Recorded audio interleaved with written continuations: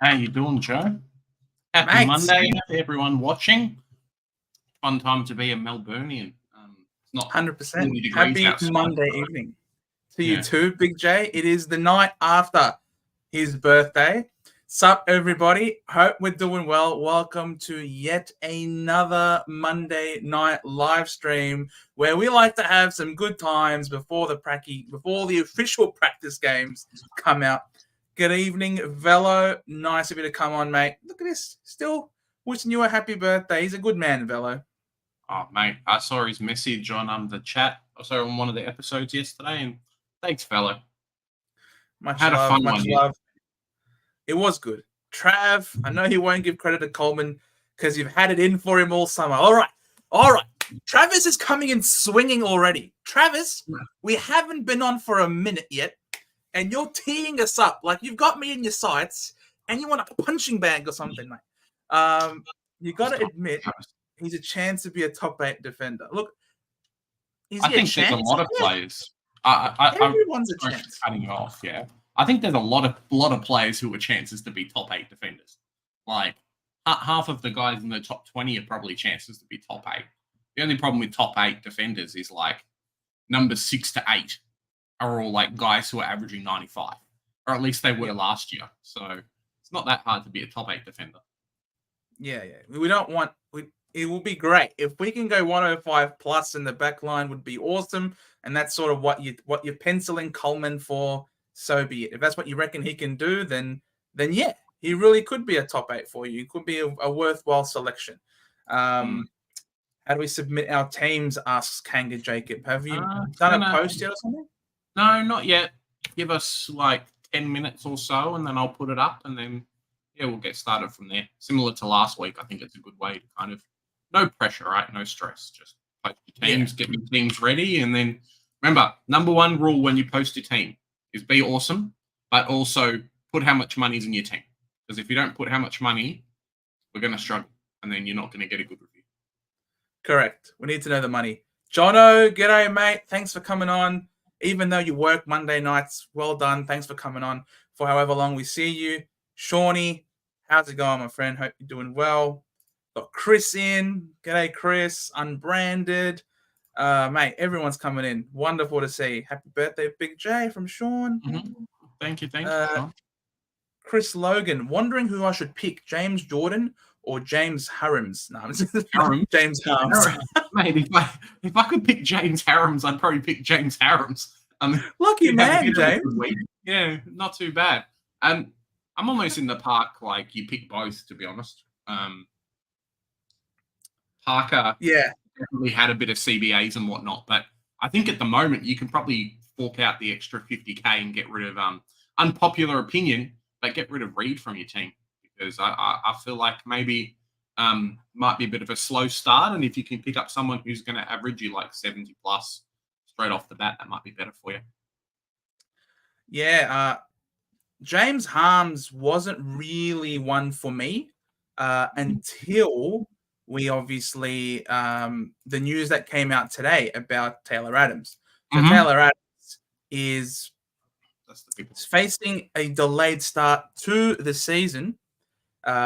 Luke Parker is because of a broken hand. He had a broken arm and he's had to go for surgery for it. So his return to play is yet to be determined. So obviously we'll be monitoring that closely, but you would imagine that he's not coming back in the near future.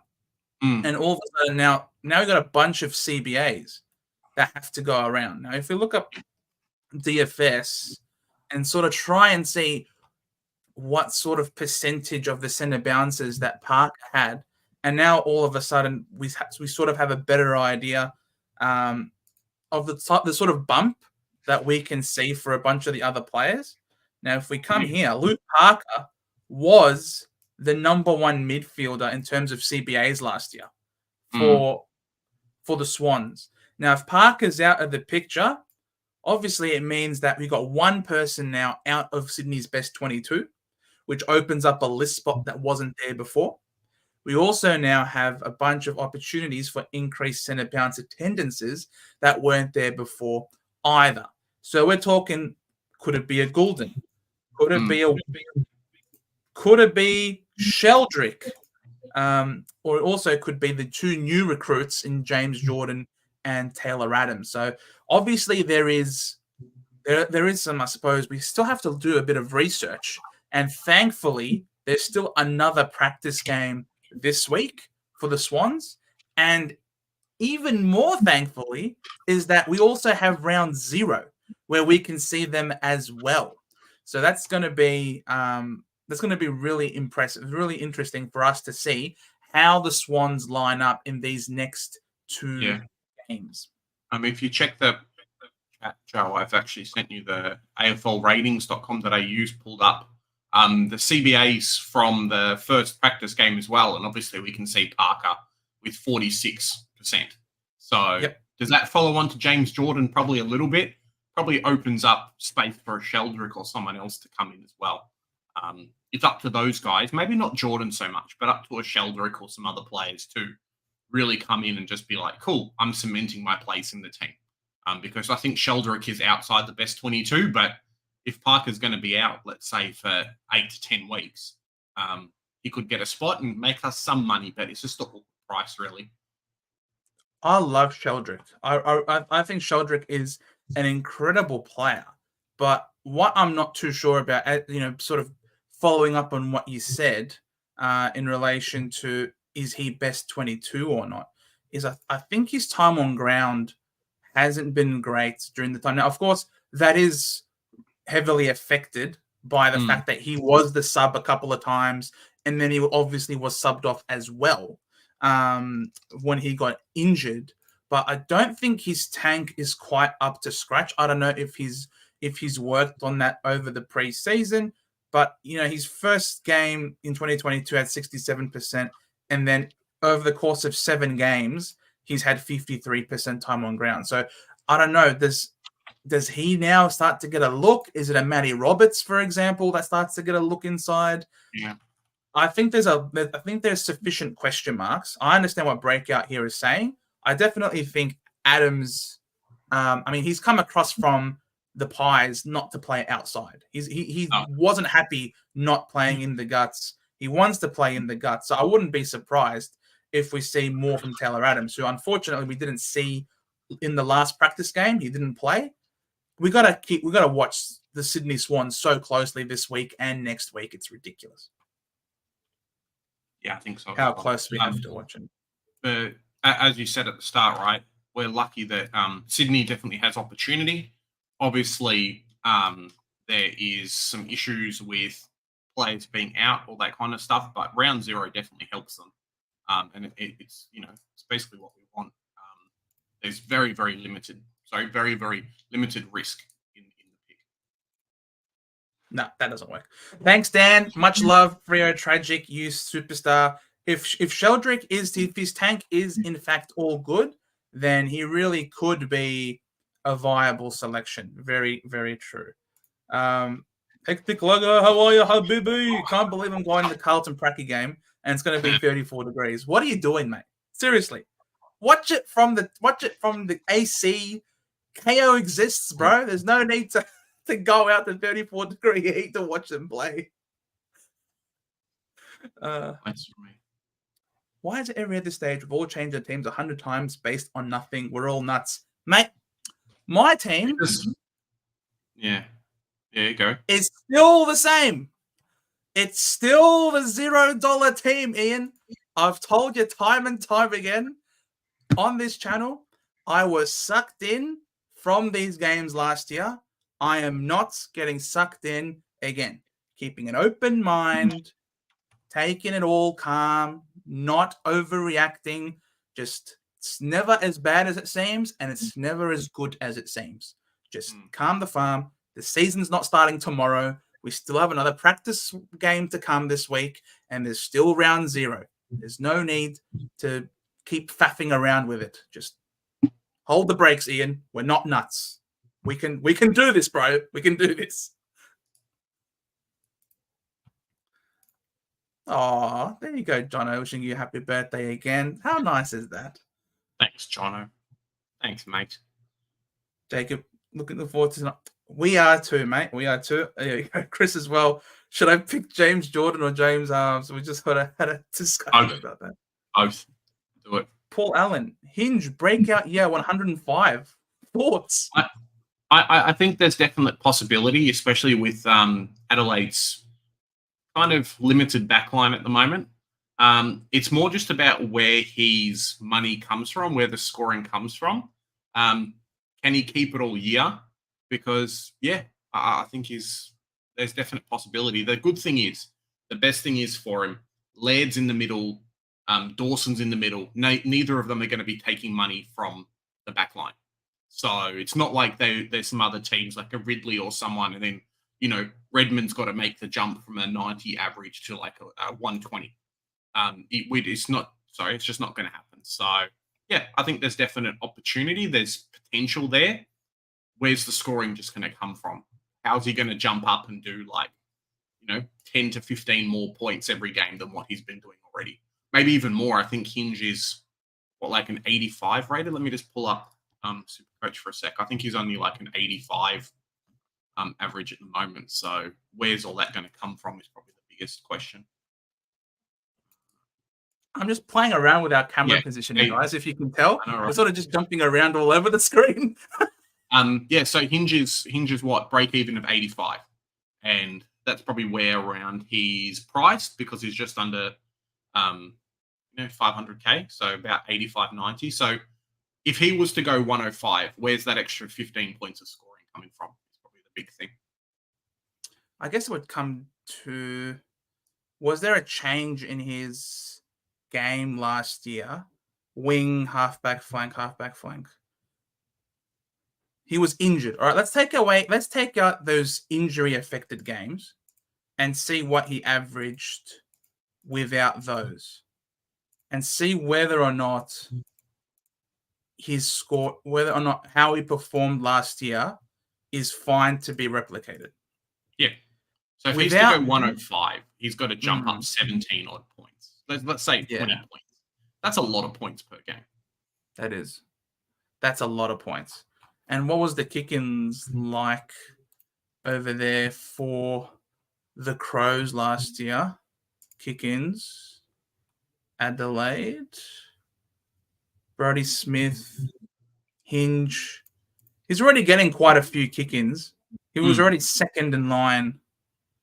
Maybe with Malira out injured, perhaps, could mean more kick-ins for Hinge. But is it going to be enough for him to jump out around 20 points? It's tight, Paul. It's tight. Just simply looking at natural progression isn't enough. You need to be able to sort of try and pinpoint where else that improvement can come from in terms of the scoring. But keep an eye on him. I liked what I saw in the practice game, that's for sure. Yeah. My team is a freaking revolving door. So many changes. Thanks for all your bits, fellas. You're welcome, G buddy. It's all good, bro. You can. It's all right. It'll be fine. Big Tommy, how's it going? Happy birthday, Big J. Oh, thanks, Tommy. Yeah, the boys. This Parker injuries change things up a little. JJ and Adams have to they have to. Yeah. They absolutely have to, Dan. And add on to the fact that we all have Grundy as well. Most of us have Grundy at R2. It makes the buy also a little bit more precarious if we start to add more of these Sydney Swans types. It's good that there's multiple positions, but as you say, Grundy, and then is it GWS that also has the Sydney buy, or which team has the Sydney buy? No, Collingwood have that buy. Collingwood, okay, cool. So it's not as bad then. Because you could get away probably with Jordan in the forward line, and then Grundy in the ruck, and then someone else in the back line, Nick Dacos or something. So you're not missing out too much there, but you wouldn't have Taylor Adams plus Jordan plus someone else, because you're going to kill yourself there. Yeah, but Dacos, Jordan, Grundy, Adams, that's 4 players from one buy. I wouldn't put Adams, but yeah, definitely the other ones. I think you can do it. The forward line, I think, potentially you can do it. If you've got a DPP swing, it's not terrible, but it's not great. Fair enough. Sputicus Maximus. It's a bit like Biggest Dickus, if you know that. If you know that one. Sputicus Maximus. It's a joke name. G'day, guys. Can I put 3 teams up? 3 teams? That's a bit keen. Can we make Mate. it 2 teams? Some people barely have 1, and this guy's rocking with 3. Well, hopefully they're not spuds, man. I just saw from Mitch Cleary, Zach Williams is playing the VFL scratch match on Wednesday. So at least that makes him somewhat set. We'll see how that goes, and then he might do better in the next one. The VFL scratch match. Oh, okay. Yeah. Not too keen about that. Harry. Hey, guys. How's it going, Harry? Thoughts on Max Holmes off the half-back? Joe loves a bit of Max Holmes at the moment. I love Max Holmes. He was great. That game was wonderful. Ultimately, I think the thing that's going to hold him back is his disposal efficiency. I thought he got the ball quite a bit in that game against the Blues, in that Pracky game, and they were playing their best 22. So that means that role that he played, predominantly off halfback, is a role that he's going to carry with him into the regular season, most likely. But I just thought that he kept turning the ball over by foot too many times. Whether or not that's because it was the first game, everyone's scratchy, I'm willing to forgive him for that. But if it's, if that continues in this next practice game that we see this week, then I'd be very, I suppose, nervous selecting him, because if you're turning the ball over off half back a lot, then you're actually you're losing a lot of points. And the worst place to turn the ball over is closer to goal, where you lose more points. So I'm not, if his disposal efficiency doesn't bump up, then I'd probably stay away from him, Harry. Yeah, I think so too, Harry. Let's have a look. Where are we up to? But if we don't have Facebook, I'm not working tonight, so I'll be able to tune in for a while. I think we'll be happy to go via Twitter, right? Yeah. So what I'm going to do is in 3 minutes, I'm going to post up a link on our Twitter, and then the same on Facebook. Prefer if everyone can do it on Facebook, but if you don't have Facebook, obviously Twitter's acceptable as well. Yeah, and then we'll maybe like 8:30 we'll start smashing out some teams just to give everyone some time. Mate, the footy gods in the chat. Thanks for coming on, footy gods. Guys, if you haven't subbed already to the footy gods, you got to go follow their stuff. Great content. Thanks, footy gods. Much love. These peanuts are mighty ticklish. All right, on your globes. Flag pies, how's it going? G'day. Warner. Globes is big on the Warner band, on the Warner train. You reckons more CBAs for the Chad? We were talking about like just putting James Jordan and how much trouble that was for your team. Imagine if you had James Jordan plus Warner, plus Dacos, plus Grundy. Like, mate, half your team's out at that point. I love the player, love the pick. The price is not bad, but yeah, it's just rough kind of. At what point do you not just pick half the Swans team? Yeah, and then get screwed at that bye.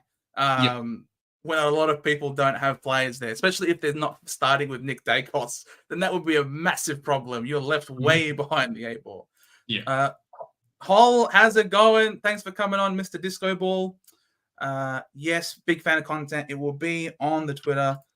Dan, finished near the front of the 2K time trial. This is about Sheldrick. Ooh. Yep. Very impressive. It's just the price, Dan. Like, for me, it's just the price. I think Nick Martin takes a spot at M6. Cool.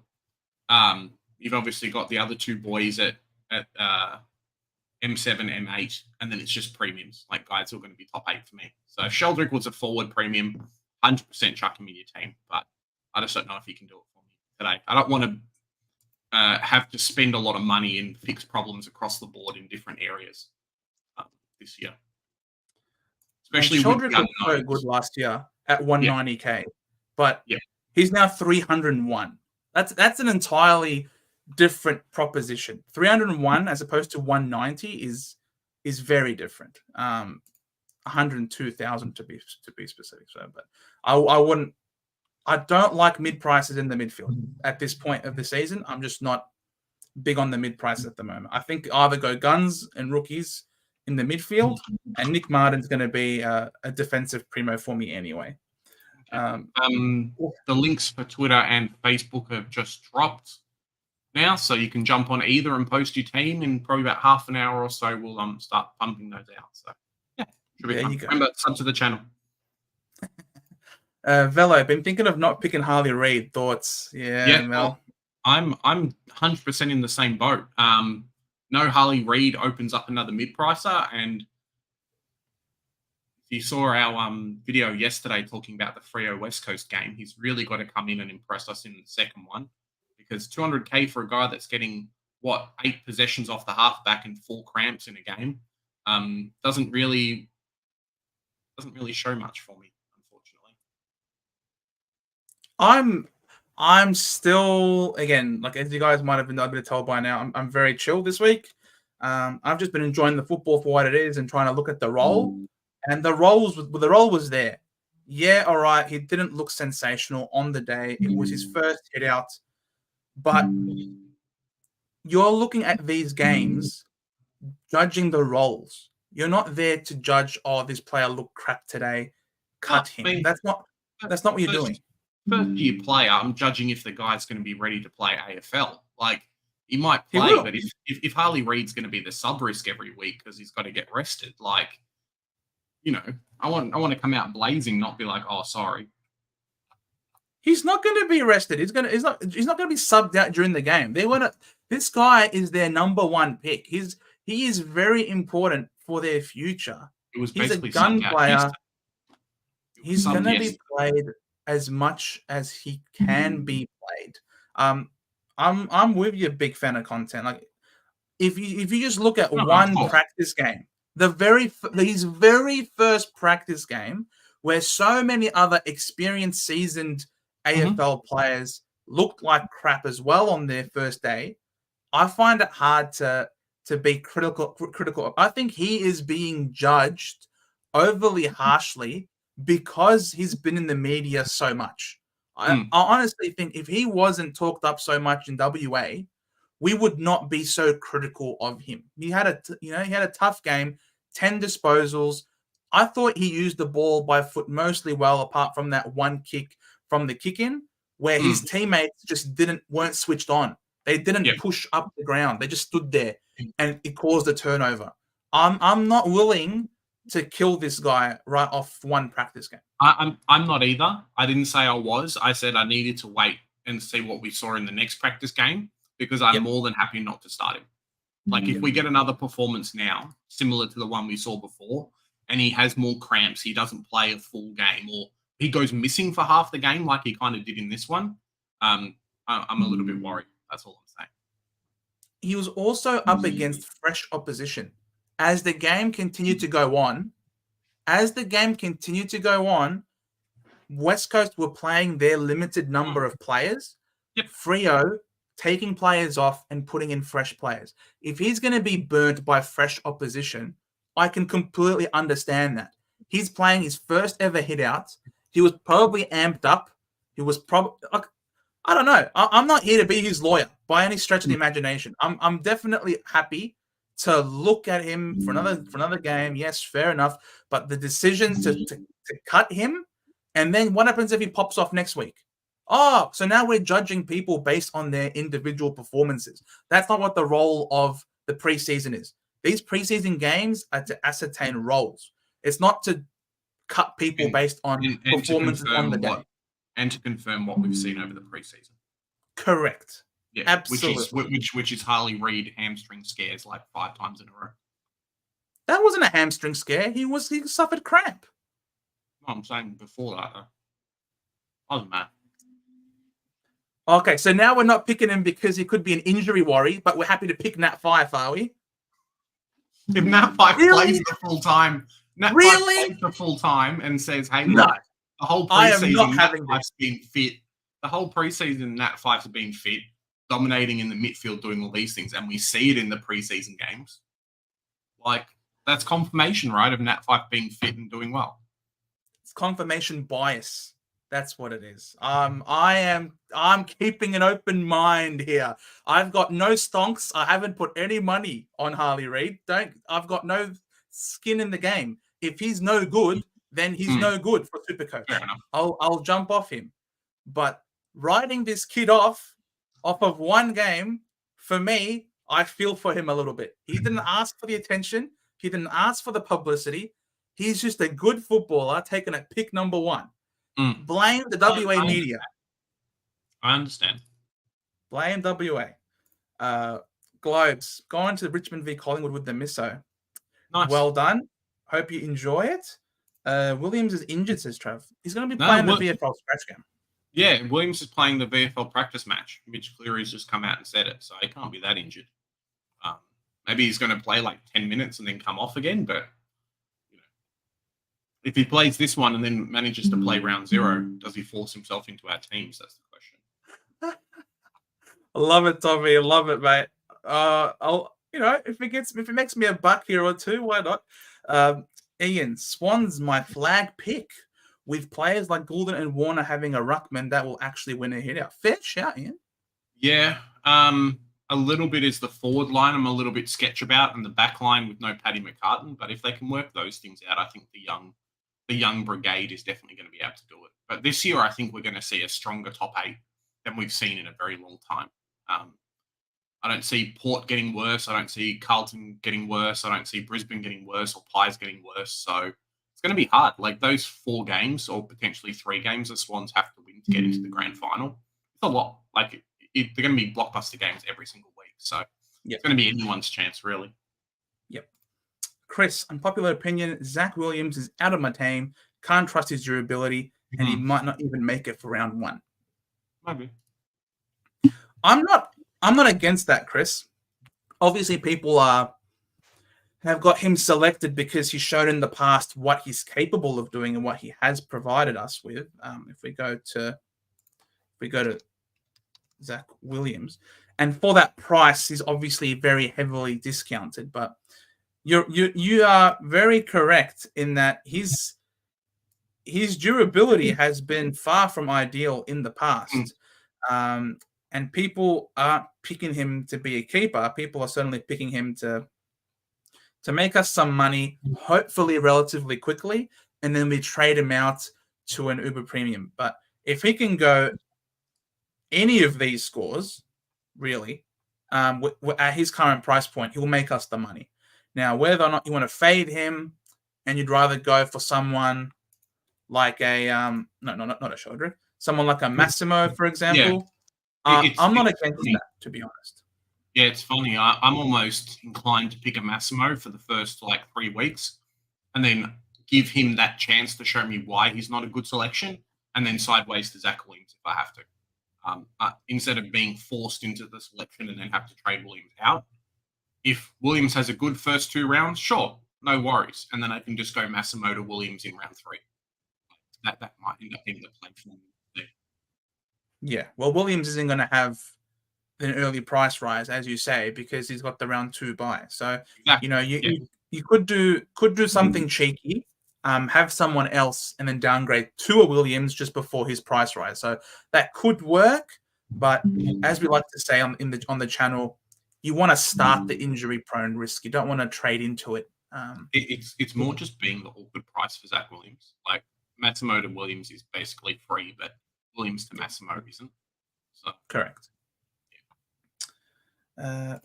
Thoughts on Wanganeen Malira thinking a breakout? I'm liking him more than Young at the moment. I assume that means. It's tricky.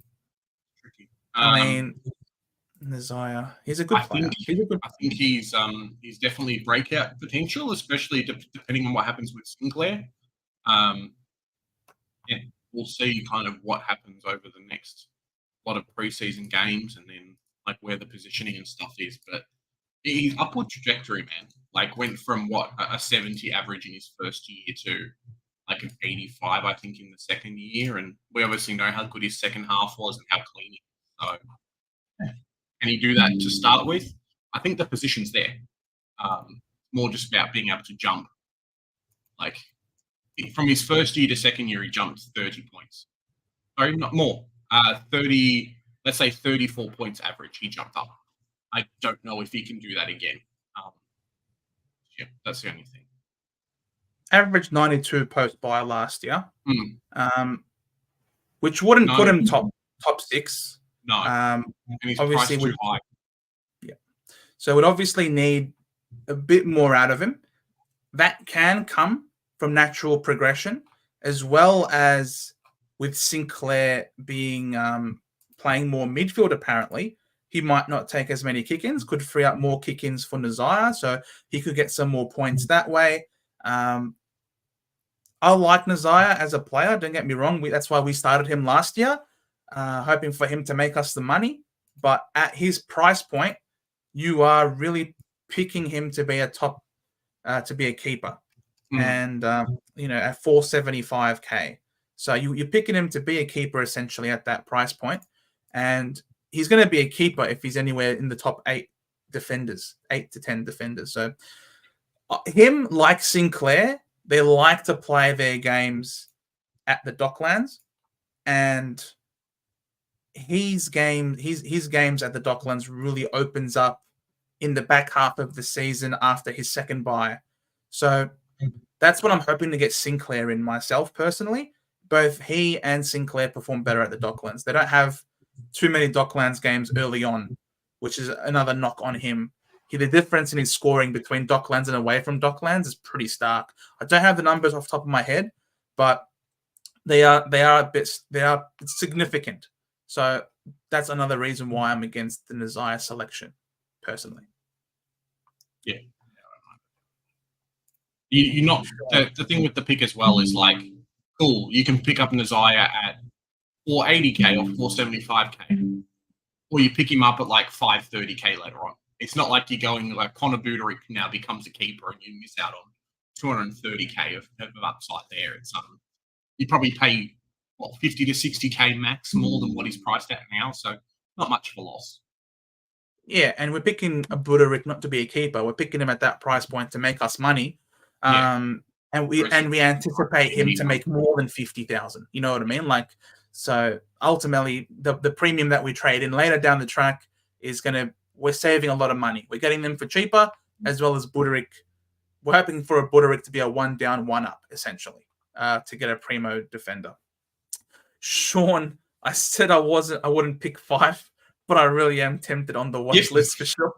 Yeah, 100%. Joe doesn't like him. Didn't think he was that great in the game, but I didn't think he was terrible. So, yeah, we'll wait and see what happens next. For more, it's more, can he play out the full game?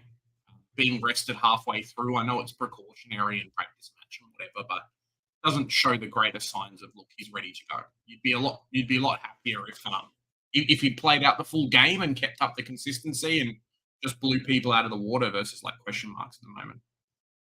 If he did like an Elliot Yeo, who played the whole game, then you'd be happier. Oh, yeah, of course. Why not?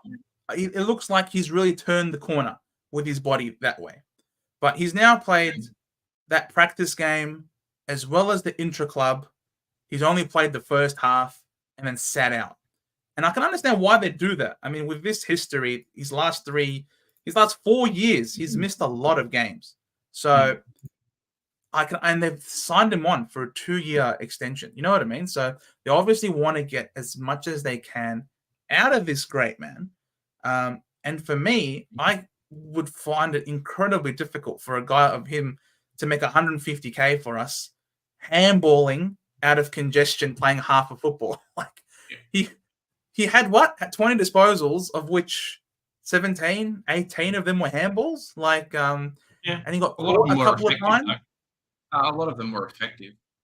Yeah, but he was also caught holding the ball a couple of times as well. So, because he's got no legs. He's got no leg speed. He is not bursting away. No legs. Like no legs. Yeah. He's floating above everybody on the field. He's got no legs. No legs. Velo, Richmond and Collingwood teams have dropped. Mm-hmm. That's a fair shout. Let's have a look. See if there's Pies. There we are. Here are the teams. Pendles and Howe are back. Yeah. Oh no, they will miss. They will miss. They missed. Dion Prestia's back. Okay, that's interesting. There's a special ruckman from Richmond that I'm considering as an R3 option. It's very cheap and looked good, and seems like big man Curvis might be out for a little while. So yeah, wait and see for that. But the Pies, I Still think, are finding definitely closer to playing like a majority of their team versus. I think they got showed up a little bit by North Melbourne. The, the fans aren't happy about it, so expect a much better game from them. all right. I think we'll see probably a better showing from Dacos this game. Yep. Because Tom Mitchell's in, Jack Crisp is in, and still Sidebottom are in.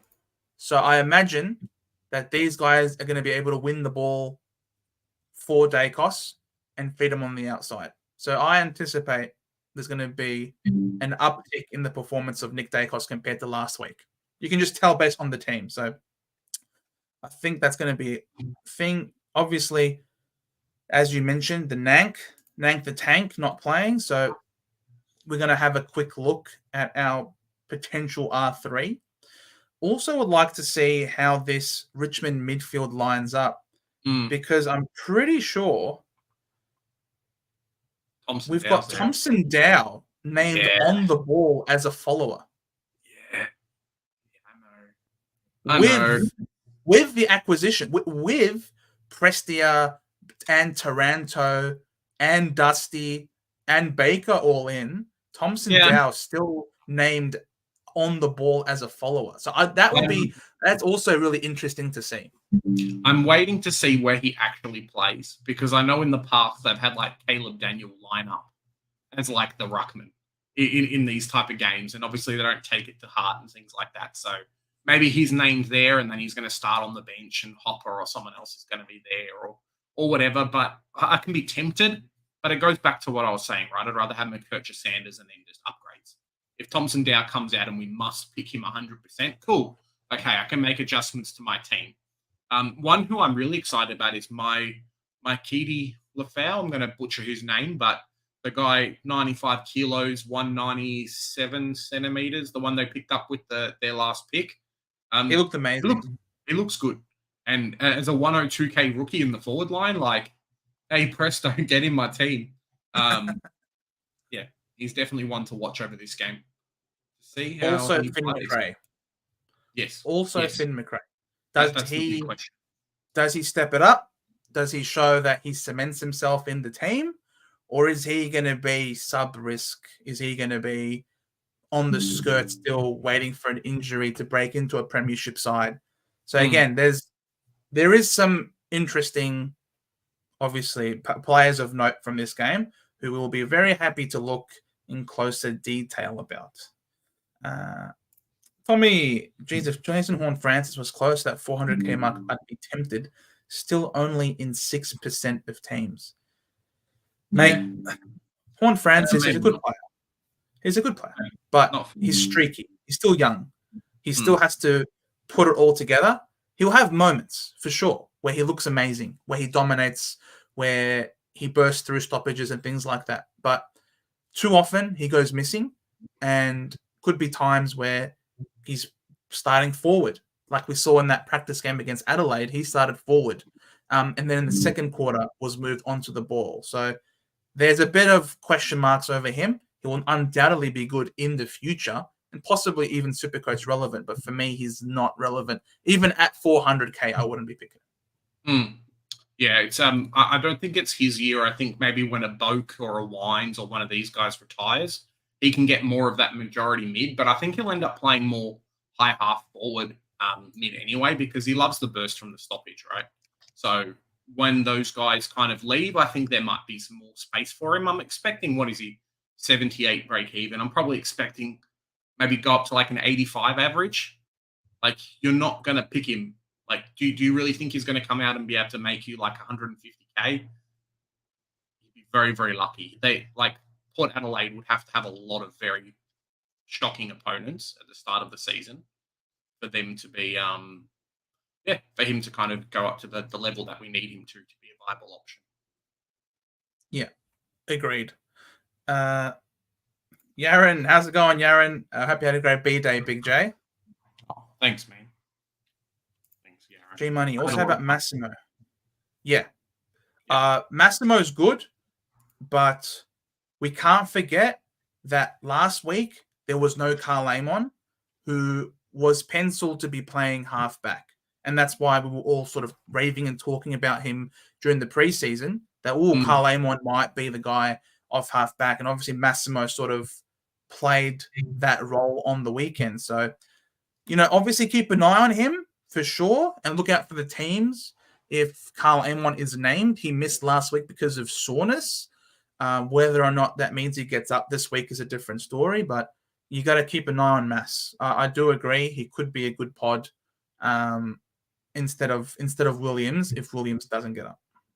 Yeah, and the Hawks have got a lot of injuries as well, but they want to try and keep the player in the position that he does well. I think Amon might get relegated more to a wing, which could open Massimo to do like what he has been doing off the halfback. They love the run, they love his carry. He looked good when he was playing against the Dogs. Yep. So yes, like the team itself wasn't great, but he looked good. So I'm hoping that he's kind of our savior, because I'm more than happy to run. I might do a video on it, but I'm more than happy to run Buderick,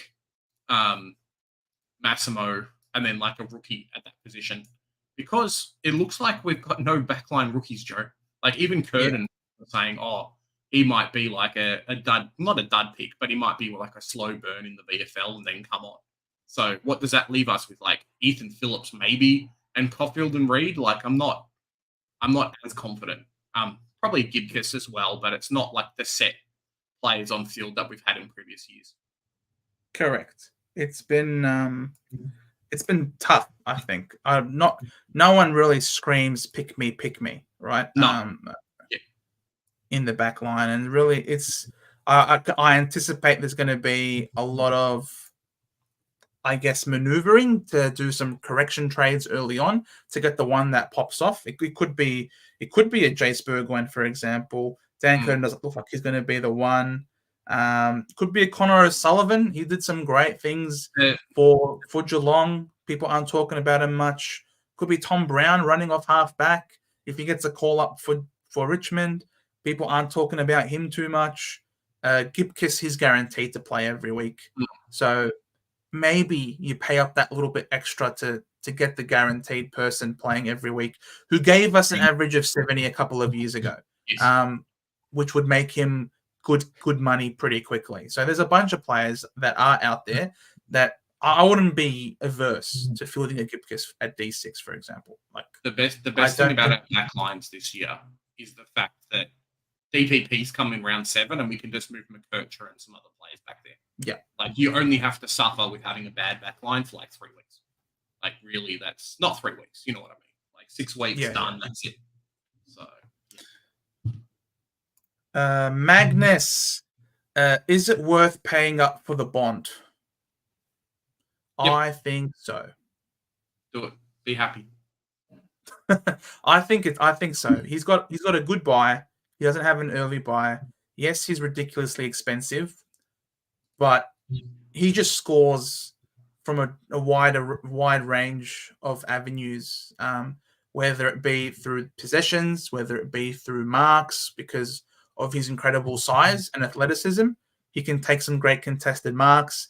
He can push forward and hit the scoreboard incredibly well, incredibly easily as well. He's an accumulator. He's a beautiful ball user.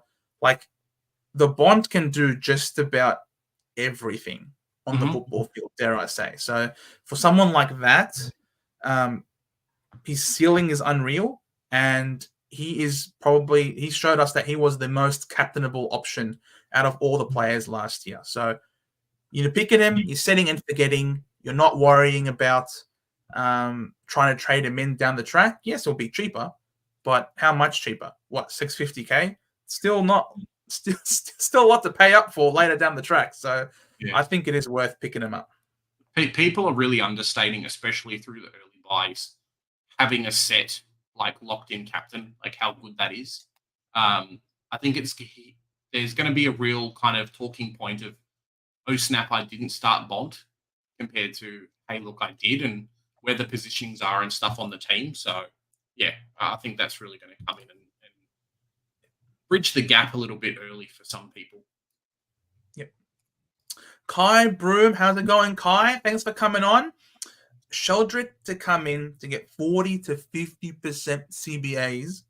Potentially. Jordan and Jordan to fill in some CBAs as well.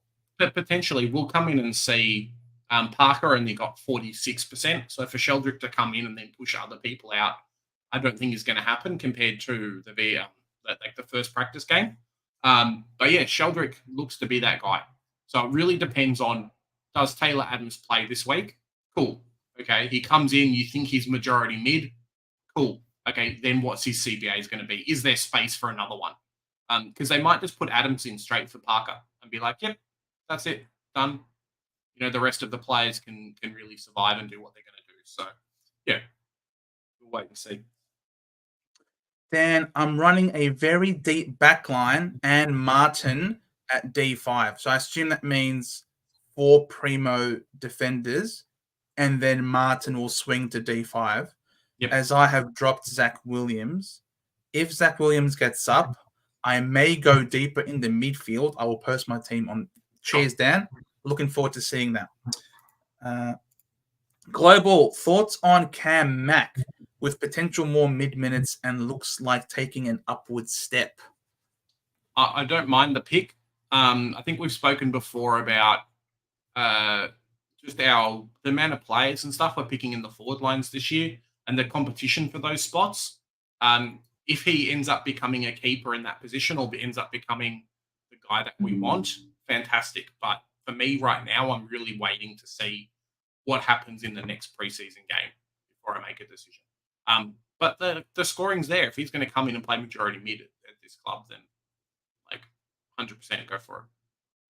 Yeah, he's you're going to pick him over James Jordan or Holmes or potentially Billings, who have all scored it before and are underpriced.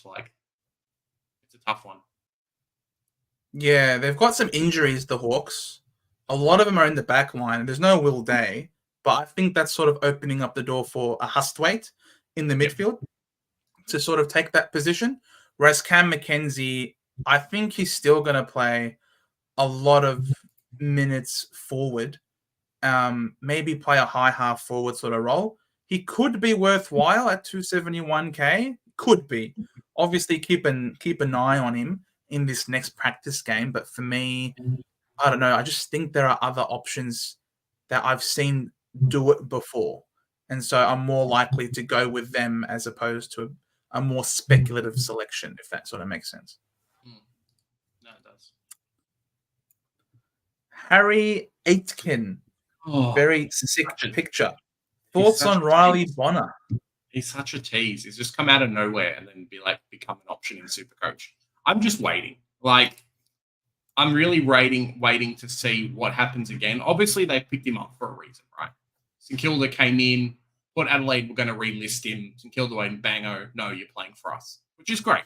It's what we want as a Supercoach people, but I just have to wait and see if he can even back it up again in the next preseason game before he even gets into calculations. He looked amazing against the Bombers. All right. Yeah. Yes, he did. But he's a midfielder too. He's a midfielder. Exactly. He's a midfielder, mid-pricer. And the Bombers have historically struggled against the half-back types. We've never had a good enough forward that can make them accountable. So, plus it was a preseason game. And in the preseason, people aren't going full out. People aren't looking to really, St Kilda did. St Kilda did go all out against us. And I suppose props to them. But in a lot of circumstances in the preseason, you don't put your body on the line. You're not applying that much pressure on the opposition. You don't want to risk injury. You're sort of just practicing things that you've been training over the off season. And so the pressure isn't as high and the outside players look a lot better than they do compared to the regular season. So when there are actual premiership points up for grabs and your position on the ladder also is up for grabs, then all of a sudden a lot of players are going to play with a lot more gusto and going to be applying a lot more pressure. And these outside types aren't going to have the time and day in order to be able to hit up their targets left, right, and center. They're going to have to play accountable sometimes. They're going to have to have turnovers. And we saw that with Zach Fisher. When the pressure was on in the first quarter, he was turning the ball over. And then once North Melbourne started to get ascendancy, various players started to come out of the Collingwood side, and he started to have more time because due to less pressure, he started to hit those targets. So it's very easy to be sucked into these outside types compared to the contested ball winners. And that's why contested ball winners tend to be safer in my eyes, because you can't fake it. It's see ball, get ball. Ball's there to be won, and you're doing it well, then that is readily transferable into the regular season. Yeah, no, I definitely think so as well. There you go. So we've probably got about 10 minutes worth of questions. If you guys haven't already, jump on the Facebook. Prefer if you put your teams up on the Facebook. If not, Twitter's fine as well. I put a link up on both, and then we'll go through some teams and have some fun. Big fan of content. Harley Reed had a massive bodywork behind him that showed he was the best player his age, way better than the others. One bad game doesn't change that. No, they did comment a lot on the, I guess I call on the stream, but on the commentators did react a lot with, hey, his level of work was really good against people his age, but the fend-offs and things he was trying to do against the older bodies just wasn't working. And I think that's where a lot of his power and stuff had come from. So it's one of those times, was he just dominating against people his own age being a bit stronger, or was it going to be against men? And like Joe said, and like I said, I'm more than happy to keep him. He's in my team, but be prepared to fade him a little bit. Yeah, and there you go. Doesn't really look suited to the backline role, but we'll see what happens. There you go. It's a polarizing thing, and maybe some of us are just used to these previous high draft picks being really great scorers for us. And we had Ashcroft, who you didn't want to fade. You had Dacos, who you didn't want to fade. You've had Sheasel, who you didn't want to fade. But maybe this is the one that we don't. Maybe this is the one that we do fade. Who knows? Jury's still out. I wouldn't make that call now based on one pracky game. I'd make the call after this next game for sure. Jimmy Giggle. Thoughts on fading Hayden Young? I'm waiting to see what it's like, but when we've talked about reactions to one preseason game, I didn't look that happy in I wasn't that happy with his performance in the last game. So hopefully he can just back it up, maybe a weaker team, just kind of working exactly what his positioning was. But it did look like as well that he wasn't in the number one mid rotation. So it looked like he was playing mid, playing half back again, really defensive, not kind of that burst type of midfield that we like. We'll wait and see kind of what happens next. Let's see. When he was attending centre balances last year, it was him, it was O'Meara, a bit of Brody, Brayshaw, and Sarong. So the same, roughly the same number of people. Yeah, there wasn't a Nat Fyfe there, but I imagine Will Brody. Actually, no, there was no Brody. Sorry, I misread that. That was Jago O'Meara there. But I don't think Hayden Young's scoring is particularly going to be off the charts, but I don't think he's going to be really bad either for us. He showed in the back half, in the last 5 games last year, that he went 106. It was just a practice game, first hit out of the season against a weaker opposition. He went back a bit behind the ball a little bit for some reason, probably because they named 42 players. They had to play them all. There was too many people to be the rotations, especially in the second half of the game. Correct.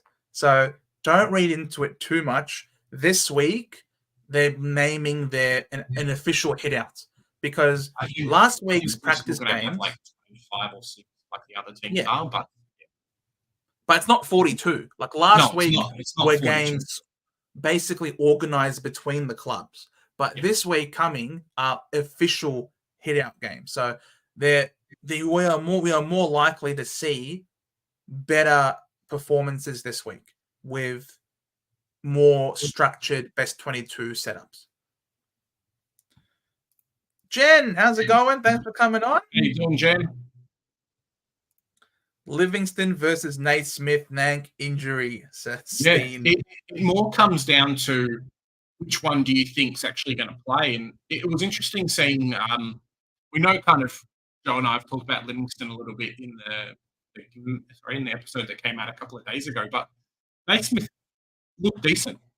He spent basically the VFL last year playing for what I think it was Williamstown. Has rebuilt his body and looked good. And he looked good in the intra-club match. And then he looked good in the preseason match as well. So, yeah, he could really come in and be our R3. He's at least named for this. He's probably going to be named round 0. And then, like, after that, if he plays round 0, Joe, and looks good, they might just play him and Nankervis, like when Nankervis. There's no pressure on Nankervis to come back. And I think that's always been one of his problems, and maybe at times when Nankervis has come back too early and got re-injured. Like I know, like last year, Samson Ryan basically lined up as main ruck for a period of time. Naismith looks to be, hey, look, I can definitely be that guy and that person.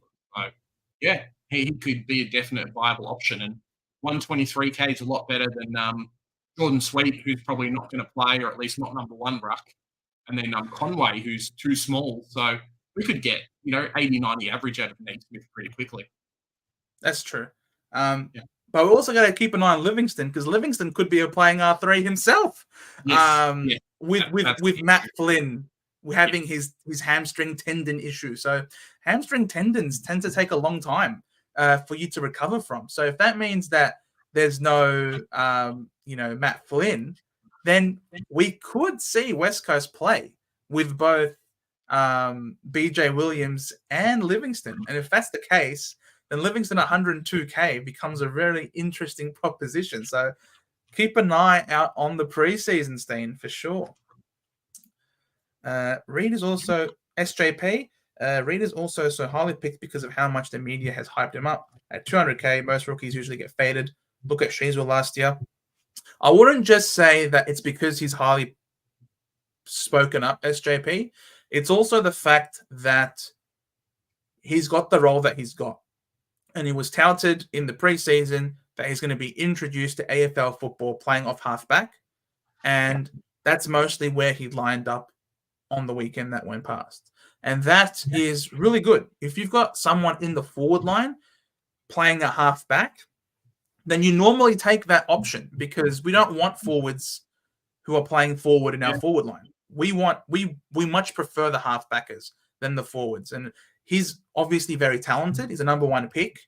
Playing off halfback for a team who we anticipate to win the Spoon would also mean that he's going to get a lot of supply back there. So a lot of things were pointing in the right direction, not just the fact that he was hyped up in the media. One of the things I didn't like from the weekend game, I won't talk about Harley Reed too many times, but one of the things I didn't like was the fact that he wasn't favoured as being, like, after a kick out, they just preferred to bomb it long, or they passed to a few of the other players. It wasn't like, hey, let's go and focus Harley Reed and give him the ball, similar to what we've seen with a Sheasel. And I don't know if that's more, he's that power player and maybe not the best bullet pass kicker like a Sheasel is. So just something to watch out for as well. Next game. We've probably got a minute or so, guys. If you haven't already, Liam's just asked in the chat, how do we send our teams? Jump on our Facebook page. You can just post a link up on there. You'll see it. Or on Twitter, it's the same thing as well. So, yeah, pretty easy to find. G'day, Lukey. How's it going, man? Fading Young and Williams. Look, Williams, perhaps, yes. Young, I think the jury's still out on that one. But, yeah, up to you, Lukey, up to you. Globe, it's hard to even pick players based on roles because teams had heaps of players out. Yes. And the young has got, exactly. So it's. So the games this week are a lot more influential and important than what we've seen before. And then round 0 even further on. Exactly. Jonas, how's it going, man? One practice game and nerdy, panicking content creators think Harley Reed has turned into Campbell Chesser. Campbell Chester played all right. Let's be fair. He played great yesterday. Yes. Joe was pretty happy with Campbell Chester. We'll wait and see what happens. Really, mate. He was Chample. He was a champ. He was Chample Chester. Free Confell. There you go, Confell. Carlton winning the flag 100%. No, 100%. I don't think 100%. I don't think you can guarantee anything this year. Probably, maybe Mark, maybe Jai Sarong is, but they picked up Phillips for a reason. And I think after Phillips moved into the game, I actually think Sicily looked to be freed up more with Phillips in compared to Sarong. So keep an eye. Maybe Phillips gets named, but wait and see. What do you think Laird averages this year, and do you think he likely plays all games? Laird will play every game barring his bye, and probably averages. What did he average last year? Give me a sec. That's Petrarca. That's not Laird. 117. Yeah, he probably does around the same, I think. Let's go like a 115 average from Laird. So should still be top of the position. You're just paying price. Like Laird, I think won't go up in scoring. So I think maybe Chris, AFL draft expert, might have put up on the thing today talking about Petrarca and his inability to kick goals in front of the position. So if he was to, I think, what did he score? Like 23, like 43 behinds.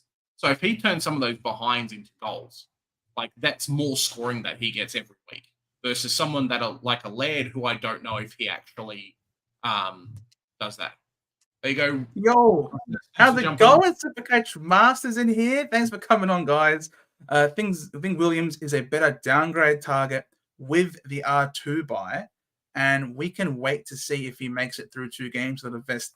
Well, there you go. You've heard it from the master himself. Thank you so much for coming on. Send my love to Matt Zeeves as well, please. I love his hair. I love his hair. All right. I think we're going to move on to the Facebook and Twitter right now, yeah? Yep, I think so. Maybe we'll do the Twitter first, just because there's not as many teams, and then get through those, and we'll do the Facebook after. Sure. I'll let you put up the Twitter then. Okay. Give me 1 sec. I guess while you do that, I can sort of read through. Big Mass is locked. Fair enough, Globes. He did look really good. Aiden Staff 69, very nice. You guys are legends. Keep up the good. Thank you, Aiden. Much love to you, my friend. Thoughts on Braden Hayden Young? Asked Jimmy Giggle. I'd wait another week on that, Jimmy. They named 42 players on the weekend. They had to rotate a bunch of people through there. That's not going to happen every week. Don't you worry about that. Cool. This is our first team from up with Frio Tragic. So what's he saying? 2,500 left in the bank. Yeah, that one works. We might need the one both of us on the side, Joe. We've got that. Maybe that one? Cool. 2,500 left in the bank. So Dacos, Stewart, Houston is very interesting. Very, very stacked backline with this team. Bont, Butters, Davies, Uniac, Steele, Martin. So you're not missing out as much. Like you've got no Williams, no Massimo, anything here in this position. But it's not like you're missing that much in the back in the forward line. If you had some more money left, maybe a steal up to someone else, but the rest of the team doesn't look too bad. McKercher, Sanders, Sin, Hustwaite in the position I think would have been better, but Sin does look good. Hopefully he keeps his spot. Gordon Grundy there with Naismith. I like it. And then Flanders, Billings, Reed, and a few other cheaper players. So I don't mind the team. I'll get kind of what Joe picks up on it, but looking at it now, your backline is effectively done. Like you're not going to pick any of the other players. And then the only problem I have is you're spending 4 boosts to finish your midfield. That I like the idea for the team. I think it's great. I really like it. If Steele becomes a keeper, like you're winning, but you're picking players who I don't know if they're going to be that high of a ceiling and going to be able to score more points. I would love if you were able to find someone to put in a defensive spot and then move like a Houston to the midfield and have someone like maybe a Brayshaw or someone else, because like 4 boot, that's 12 trades plus what you do with Steele to finish your midfield. That's a lot of trades and it's going to take up a lot of money in your team. So just something to watch out for and be a little bit concerned about. But otherwise, yeah, it's not too bad. You're probably missing out on one or two of the James Jordan Harms type in the forward line as well. But otherwise, not too bad. Different. Yeah, Different. because you're going to have James Jordan, Harms types against the McRae and Wilson, perhaps. Yeah. Darcy Wilson, look, he's a good player, and he did really well on the weekend against us. But let's be real. Probably Campbell Chesser might look like he'd win a Brownlow medal the way we played on the weekend. So I wouldn't, read too much. He's a good player. He was highly touted by the Saints during the preseason. Playing on a wing, so for 130K, who knows if he's going to be a reliable scorer every week? Who knows if Finn McRae is best 22 or isn't sub-risk? So obviously, if you had like a Harms, for example, on the field at that point, and Sexton was pushed to F6, would be more ideal, naturally. But, when you're spending that much money in the back line with a set and forget in defense, there's only so much money that can go around. For me, I just never think that the defenders are going to get so out of price that you can't one down, one up with a couple of mid prices to get there. But hey, you're going to be killing it, especially in a line where there aren't too many great fieldable rookies. So I can understand where you're coming from, and I've flirted with the idea of having a 4, never going 5. I've definitely flirted with the idea of 4 premiums in the back line. So yeah, that comes down to philosophy, really. That's your take. I love it. I love it, Dan. Next one, John O'Carroll, much loved team. John O'Carroll, 60K in the bank. Hopefully, you guys can see fine. Dacos, Stewart, Sheasel, Young, not too bad. Pink and Caulfield. I'm still waiting for Kobe Pink. Hopefully, Comben gets named and Aiden Core gets named. I think you're going to find out a lot more about the North Melbourne backline when that happens. Reed and Phillips, it's fine. Bont, Petrarca, Butters, Green, Steele. I know you're a St Kilda fan, so Jack Steele, get on the train. Let us know down in the comments. Do you feel like he's fit and ready to go, which is probably the big thing? Because he has scored like 110 in the past and could be a good keeper at that price, and no early buy as well. So there is some real value there. McKercher, Sanders, Hustwaite. I like it. Sharp Cinnamana, that's all right. And then Mansell, Grundy, Naismith. So I feel like that's going to be what the midfield run to go. Sorry, the ruck line. Did you say Mansell? Sorry, not Mansell. Naismith. You know what I mean. No, you said Mansell instead of Marshall. Really? Did I? I could have sworn you said Mansell. Yeah, you know what Mansell, it was. Grundy, Naismith. I don't know if I'm mishearing. My brain read that as Max Gorn, and I'm like, that's Max. That's a weird looking Max Gorn. Yes, Rowan Marshall is very interesting. Is all I'm going to say. Grundy, Naismith, and then Flanders, Harms, Billings. Cool. I don't mind the team. It's a lot more well-rounded than I think a few of the teams we're going to see, and obviously no Gorn. If you think Rowan Marshall's going to be a keeper all year, fantastic. It's just going against the grain, really. So a lot of teams. What do you reckon, Joe? I think Pink and Caulfield on the field is a little bit light in defense. Yeah. Caulfield, his role in the team isn't cemented, I don't think. And Pink is going to be a key position defender. I think definitely you could very easily adjust that. I don't mind McKercher, Sanders, Hustwaite in the midfield. I think if there is going to be a third midfield rookie, it could very well be Hustwaite. And I am thinking about that, removing a midfielder and getting another one in my back line, for example, to field Hustwaite in the midfield. I do think Hustwaite could work. Steele, I'm a fan of. He did look really good against us. Not just because we're shit, but because he actually looked fit. He looked healthy. His tackling pressure was great. And he got 9 clearances. He smashed the clearances. Of course, a lot of it came because we rested Goldie at halftime and we fielded Nick Bryan. And Nick Bryan got killed by Rowan Marshall, understandably so. So I wouldn't read too much into the 9 clearances from Steele, guys. But just to the eye, he looked a lot better. Also, another question of Dacos, Petrarca, Green, Grundy, Flanders. That's 5 early buy premium players. I think ideally you wouldn't go more than 4. It just depends for me which ones. Like if you've got guys from multiple times, I think you can probably get away with like 2 from the same. So 2 from the same buy, I think, is doable. But otherwise, it's a bit rough because people are going to have more premiums than you. Like just straight up, it's going to happen. So yeah, you don't want to have a week where you have like 12 or 11 premiums. Well, that's 12 is normal. If you had like 9 premiums, and then you're playing teams or just in the general, like people had 13 or 12. So it's a lot to miss out on. Would you be happier with this team with the 60K if you went to like a Gibcus instead of Toby Pink? Yes, for sure. Like where would you spend the 60K dollars? You just put it on Pink, and then you have another 30K in the bank. Yeah, no, that's fair. Easy. All right, next up, Big Tommy in the chat. Let's go.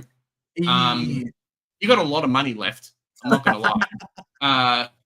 Not loving all parts of the team, but structure would be near similar to what you want. We'll most likely move if something arises. Thanks for loving the feedback. So cool. Stuart Sheasel Young. It's not too bad.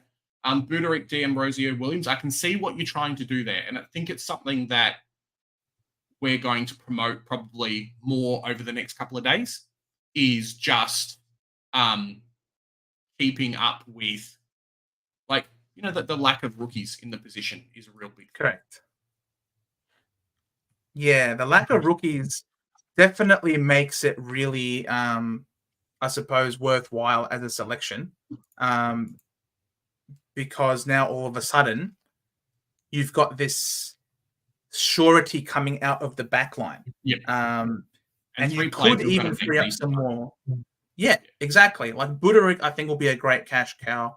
I think Massimo, if he has the right role, will also be a great cash cow. If Williams does get up and play, he will be great. So I like that. It's smart. It's a very naughty boy strategy, as your name suggests. Dacos in the midfield, and then Martin will also go back, and then Fife will go forward. So the issue with this midfield is that the spot where Dacos takes, the spot where Martin takes, and the spot where Fife takes, a lot of these other teams have got premiums in those positions, in those 3 slots. You're going to have them in the defense, which means that you have to trade in those 3 places plus 2 more in McKercher and Sanders. So you're looking at 5 midfielder primos that you have to trade in now. And that could be 5 boosts. And that's all we have. So you're leaving yourself with a lot of work to do to get in these top quality midfielders. And you're really going to have to time it right. And you're really going to have to hope that you're getting the right, cash cows. Now, Buderick, Massimo, Williams. Yep, those 3 are great cash cows. Fife could be one. Jordan could be one. It's an interesting one. It's interesting. I'll give you that, Tommy. It's a different strategy, but I think you're leaving yourself with a lot of trades that you have to do to finish out that team. You know what I'd love to do with this team? If I had Tommy's team, without changing a lot of things, I would just change 2 things. I would use the 160K with Nat 5 and probably downgrade Windsor to like a 117K rookie, and then throw in like a Jack Steele to at least give you like a somewhat playing midfield that you're not going to have to burn a lot with before. I think just making that one small trade, you can keep your backline the way it is. Obviously, if Williams doesn't keep up, go down to Gibcus and get some extra money. But it means that you can play a Sexton or Williams on field, which I think is okay. And then just that one simple little trade makes the team a lot better and gets you an extra premium and probably saves you like 2 boots. So it saves you like 2 trades. So correct. Yeah, there's something to think about. And a boost. Yeah, especially if Steele comes on and ends up being like a keeper.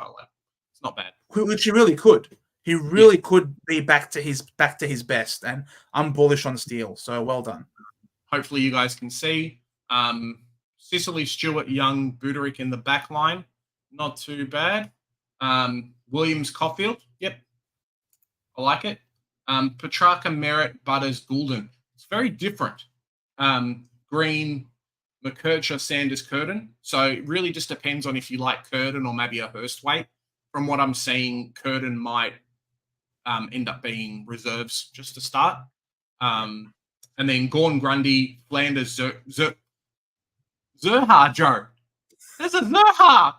I got excited. What's this Zerha business? I'm watching you. Like, you couldn't believe what you see. Fellow North Melbourne person, Cam Zerha, make a stand. Nat Fife, Reed, Caddy, McRae. Okay, I don't mind it. There's just a lot of pod picks. I don't know if Zerha is going to be Supercoach relevant. And the issue is at that price, right? So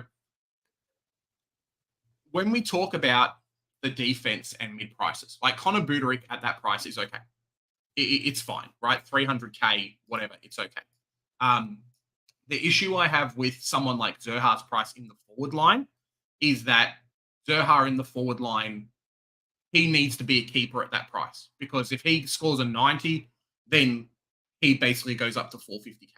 That's kind of what I'm trying to get with him. So Zach Fisher at that price, you have to become a keeper to be worthwhile as a pick. Cam Zerha, the same thing. Now, do I think Cam Zerha is going to be a keeper in my Supercoach team? Probably not. So I love the pick. Maybe he comes out and scores early. Fantastic. I would like you to see if you can swindle getting someone like a Jesse Hogan for 30 or 40K more as someone who looks to be coming out and he's going to bust his guts and score a lot of goals early and be that differential player and offer you a lot more in your team than a Cam Zerha would. I know I think you're a fellow North Melbourne supporter and I've seen you on the chat and stuff. So yeah, just something a little bit different and might give you a bit of an edge. So Curtin probably just have to watch out for. The back line's fine. I don't mind it. Yeah, the team's just different. Like Goulden, this is going to hurt. Like buy rounds are just going to be a real thing because you've got someone out for a buy, someone out for a buy, someone out for a buy, two more buys, one more buy. It's a lot of players out for buys, and then Buderick obviously, but you've got cover, so yeah, just something to think about. And then Fife is likely to get injured, and Caddy is a key forward. Save yourself the money and go Caddy down to Sexton. Yeah. I reckon as well. Ingo, let's check out Ingo. 10K left. Stewart, Sheasel, Young. Yep, no, it's fine. I think those mix of players alongside a Dacos is okay. Buderick, D'Ambrosio, so this is what I really like as a defense because you're taking a lot less risk with this position and you only need to cover this position for 6 weeks because straight after that, McKercher comes in, Nick Martin comes in and almost like finishes off your backline. Like for basically the whole time until maybe middle of the year when you can offload a McKercher at his max price. That's kind of the feeling with that. Bont, Dacos, Butters, LDU, Steele, Martin. Yep. I don't mind it. I like the 5. The 5 meaning by 5 guys who I assume you're going with this team hoping that Jack Steele ends up being a keeper for the whole year. So yeah, see what happens with that. Nick Martin goes to the back line. McKercher goes to the back line. So all you're going to have is Buderick left on field or Buderick and D'Ambrosio. So like it's not too bad there. Gorn, Grundy, Livingston, potentially go up to a Naismith if you've got some money or finagle some things. No Flanders, which is very interesting. I don't know if that's the right way to go because we've already seen how good Flanders is in the preseason game and he hasn't even played yet. And we don't know anything about Dusty Martin. And like the age difference is like this. So yeah, I don't know about the pick. I think Engo is a fan of Abs, the Supercoach Godfather. I'm pretty sure Godfather loves Dusty. Probably. And he's a Richmond supporter. Yeah, and he's a Richmond supporter. But even the Godfather isn't starting Flanders either. So Flanders. Okay. Yeah, so I reckon we could be seeing a Godfather fan. We love the Godfather as well, but personally here we prefer Flanders over Dusty until proven otherwise. Fife, Decisive, Jordan, Stonks could be rising. I do find it surprising there's no Harms or Billings. Yep. I think those two probably are the more common mid prices. And I think, Billings' Stonks also are rising with the Brayshaw news. So I imagine that I think Billings would be a very fair selection and is cheaper than Pfeiffer as well as James Jordan. So I don't know where the money can be freed up. It is a very deep. I like the same though. It would be a Martin downgrade to a Flanders, probably freeing you up 30k, and then Lazaro up to a Billings with the 10k you've got left. I think that gets you very, very close. Yes. Yes. But we've done good team though. Just waiting for the next round of preseason games, really, to make some adjustments with Fife and things like that. Next team, Magnus. What a name. 83k in the bank. So I don't mind. I'm just going to flag this now, right? I don't mind having this much money, but this is almost like a whole nother player. Like what we were saying with Freo Tragic before about having 160k left in the bank. Like it looks good. Cool, you can make adjustments. Maybe you get an early upgrade, but someone's got a whole entire player on you. Like early buy rounds make a difference, but it could be the difference between picking a Jack Steele who's got some risk versus like a Brayshaw or someone who potentially a little bit less. So it's the back line. You're fielding two 123k rookies and you got 83k in the bank. You know what I mean? Like that money, you could put it on a Gibkiss and get Williams in. And now, just like that, you've sort of taken a rookie off the field. Yeah, that's definitely true, Joe. And probably get rid of an Edwards, maybe. Potentially doing that. So we like the premiums in the back line. D'Ambrosio, big fan of. As we say, biggest hole it's looking like so far is just 4 backline rookies. Big thing. Bont, Butters, LDU, Green, Steele. This Steele pick, it becomes the it's working out for people so far, I think. Martin, McCurcher, Sanders. Yeah. It really depends on what happens with Crouch. If Crouch comes back and Steele's positioning and things like that don't change, I'm all for it. Like, cool. He looks good. He's got fitter. Was very mobile and did stuff on the weekend, so I'm more than happy to pick him. It's more just, is he becoming a bit of a trap for me? Martin going to the back line. McCurcher, Sanders are there. That's fine. Rookies on the bench are okay. I'm not so sure on Steely Green. We'll have to wait and see. But Flanders, Fife, Jordan, Harms, Lazaro, Sexton. Yep. No Harley Reed, Joe. Yeah, well, that's one who's gone away from Harley Reed. That's certainly a call that he can make. But if Harley Reed shows that he does look really good, then could get him back. Could trade him in for a Steely Green, even, for example. Yeah, he's got the cash to do it. He's got the cash for it. So it's not end of the world. No. I like the team. Very well. Big J, roast my team. All right, let's go. Confell. 18k in the bank, so that's okay. Stewart, Sheasel, Young. Cool. I don't mind the back line. 3 rookies on field. There's less risk. It's more just the risk factor. Going back to rookies in the back line, I don't see any being like a must-have. Are going to score you those hundreds like what you expect, or even like the 80s like we've had in previous years. So having less of them is a good thing because it's less problems with scoring, especially when you have to have a Gibkiss or someone covering. Because best 18 doesn't just mean having 18 on field who are playing. Best 18 means having your best 18. So that's kind of something that you want to have. Bont, Butters, LDU, Green, Martin, Crouch. Okay. It's not terrible. McCurcher, Sanders, same as before. Crouch is obviously, if you think he's going to go back to premium status, sure. He's just going to carry you through to the buys, sure. The best thing about Crouch in the position is that he's not spending 9 trades to finish his midfield. He's probably only spending 7, which is the big thing for us. So, yeah. Yep. Gorn, Grundy, Naismith, and then Flanders, Fife, Billings, Reed. Yeah, I like the team. Just a big wait and see. I'm really a fan of this guy, Bailey Laurie. Me too. Wait and see the next one. He's got a lot of the good rookies, so well done, Confell. Yes. Very, very good job. Getting through all the ones on Twitter. Let's go. Do you have a second page? Orlando. Where's the rest of your team? If you're watching Orlando. That's Jamie Gannett. Where's the rest of Jamie? Jamie, where's the rest of your team, mate? Hurry up and post the rest of your team. You've got it's gone to Orlando, mate. You've got 2 minutes, Jamie. Post the rest of your team in the comments, yeah? Otherwise, we can't review your team if there's not the whole team there. Orlando's team. Let's go backline first. Orlando So Bloom. maybe it is. That'd be cool. Dacos, Stewart, Sheasel, Ambrosio. Yep, I like the backline.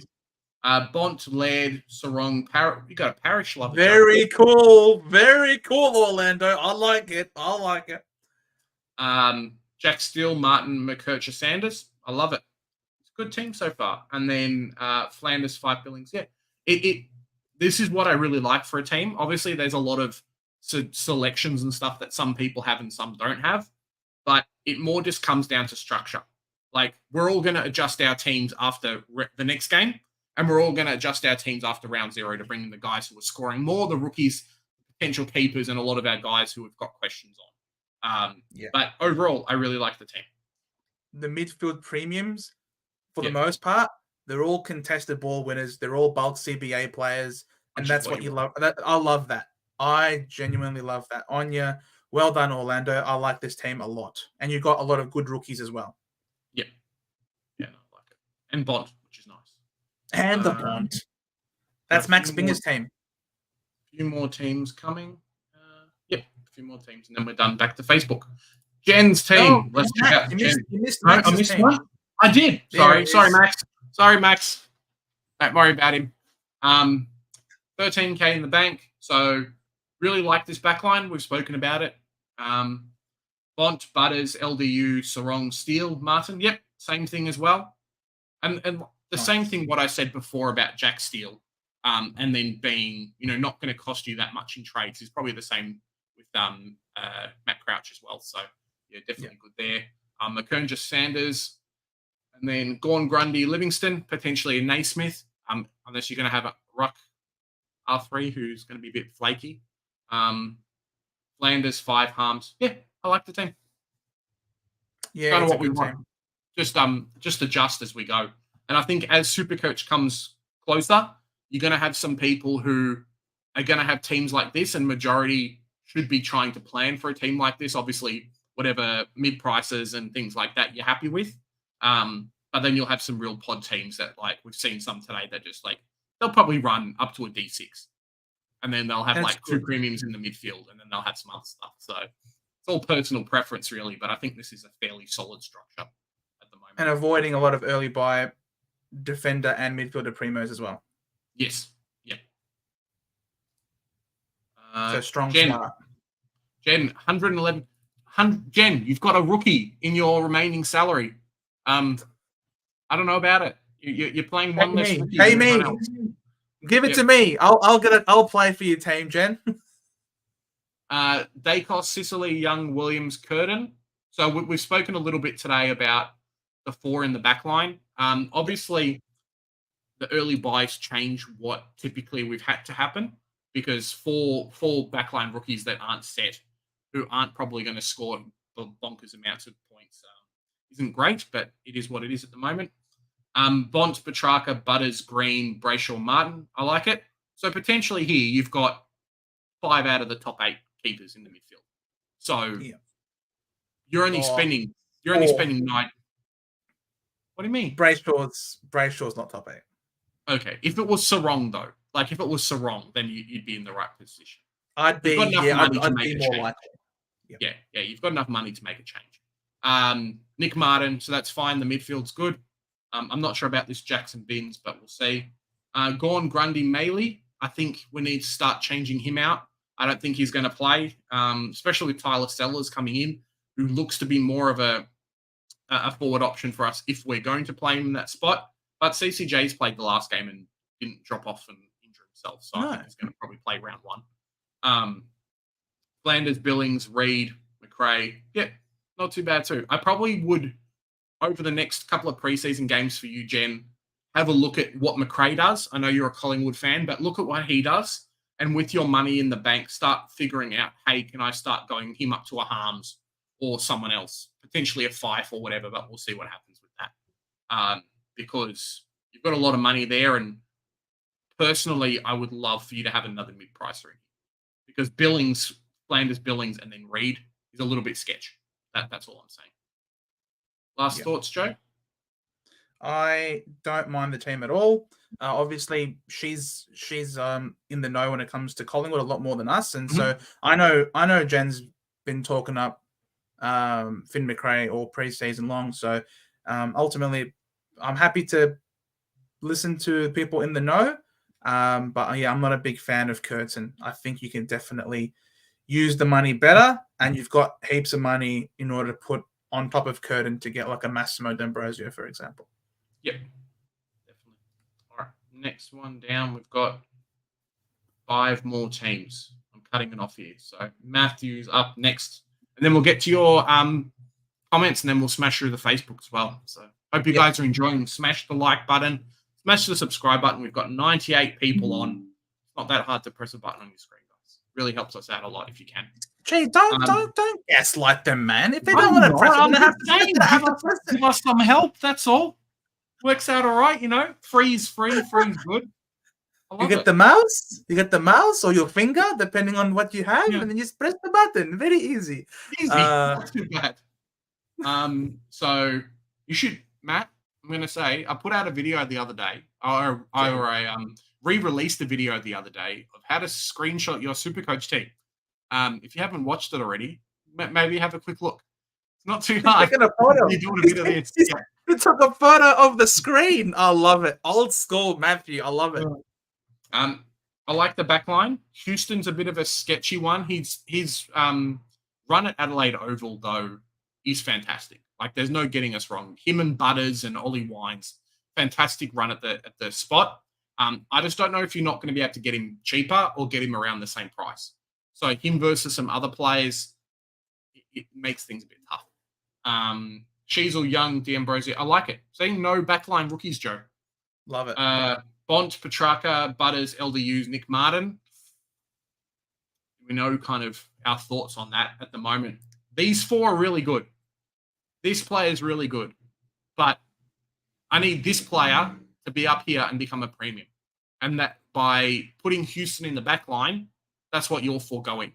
You've now spent 12 trades to finish in midfield. So it's tough. It's tough. So 4 of these players, so 1, 2, 3, 4, all have to basically get, 300K for you to finish this midfield. It's a lot of money, and they probably won't all become there. So just something to think about.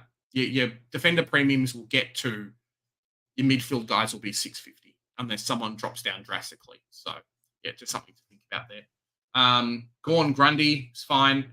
Flanders, Harms, Billings, Reed, Lazaro, Sexton. Yeah, otherwise I don't mind it. Not a bad team.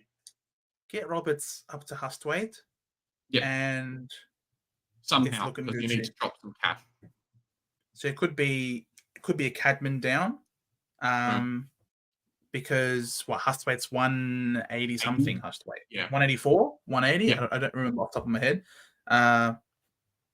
You're not far off. I think if Roberts was Hustwaite, your team would be very damn good. Yeah, I like it. Just have to be careful. Well done, Matthew. Nothing dicky about that team. Good stuff.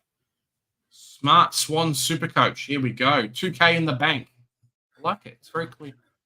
Stewart, Sheasel, Young, Buderick, D'Ambrosio, Williams. Another one who doesn't have any backline rookies. Love it. I love it. It's catching on. Yeah, it's really good.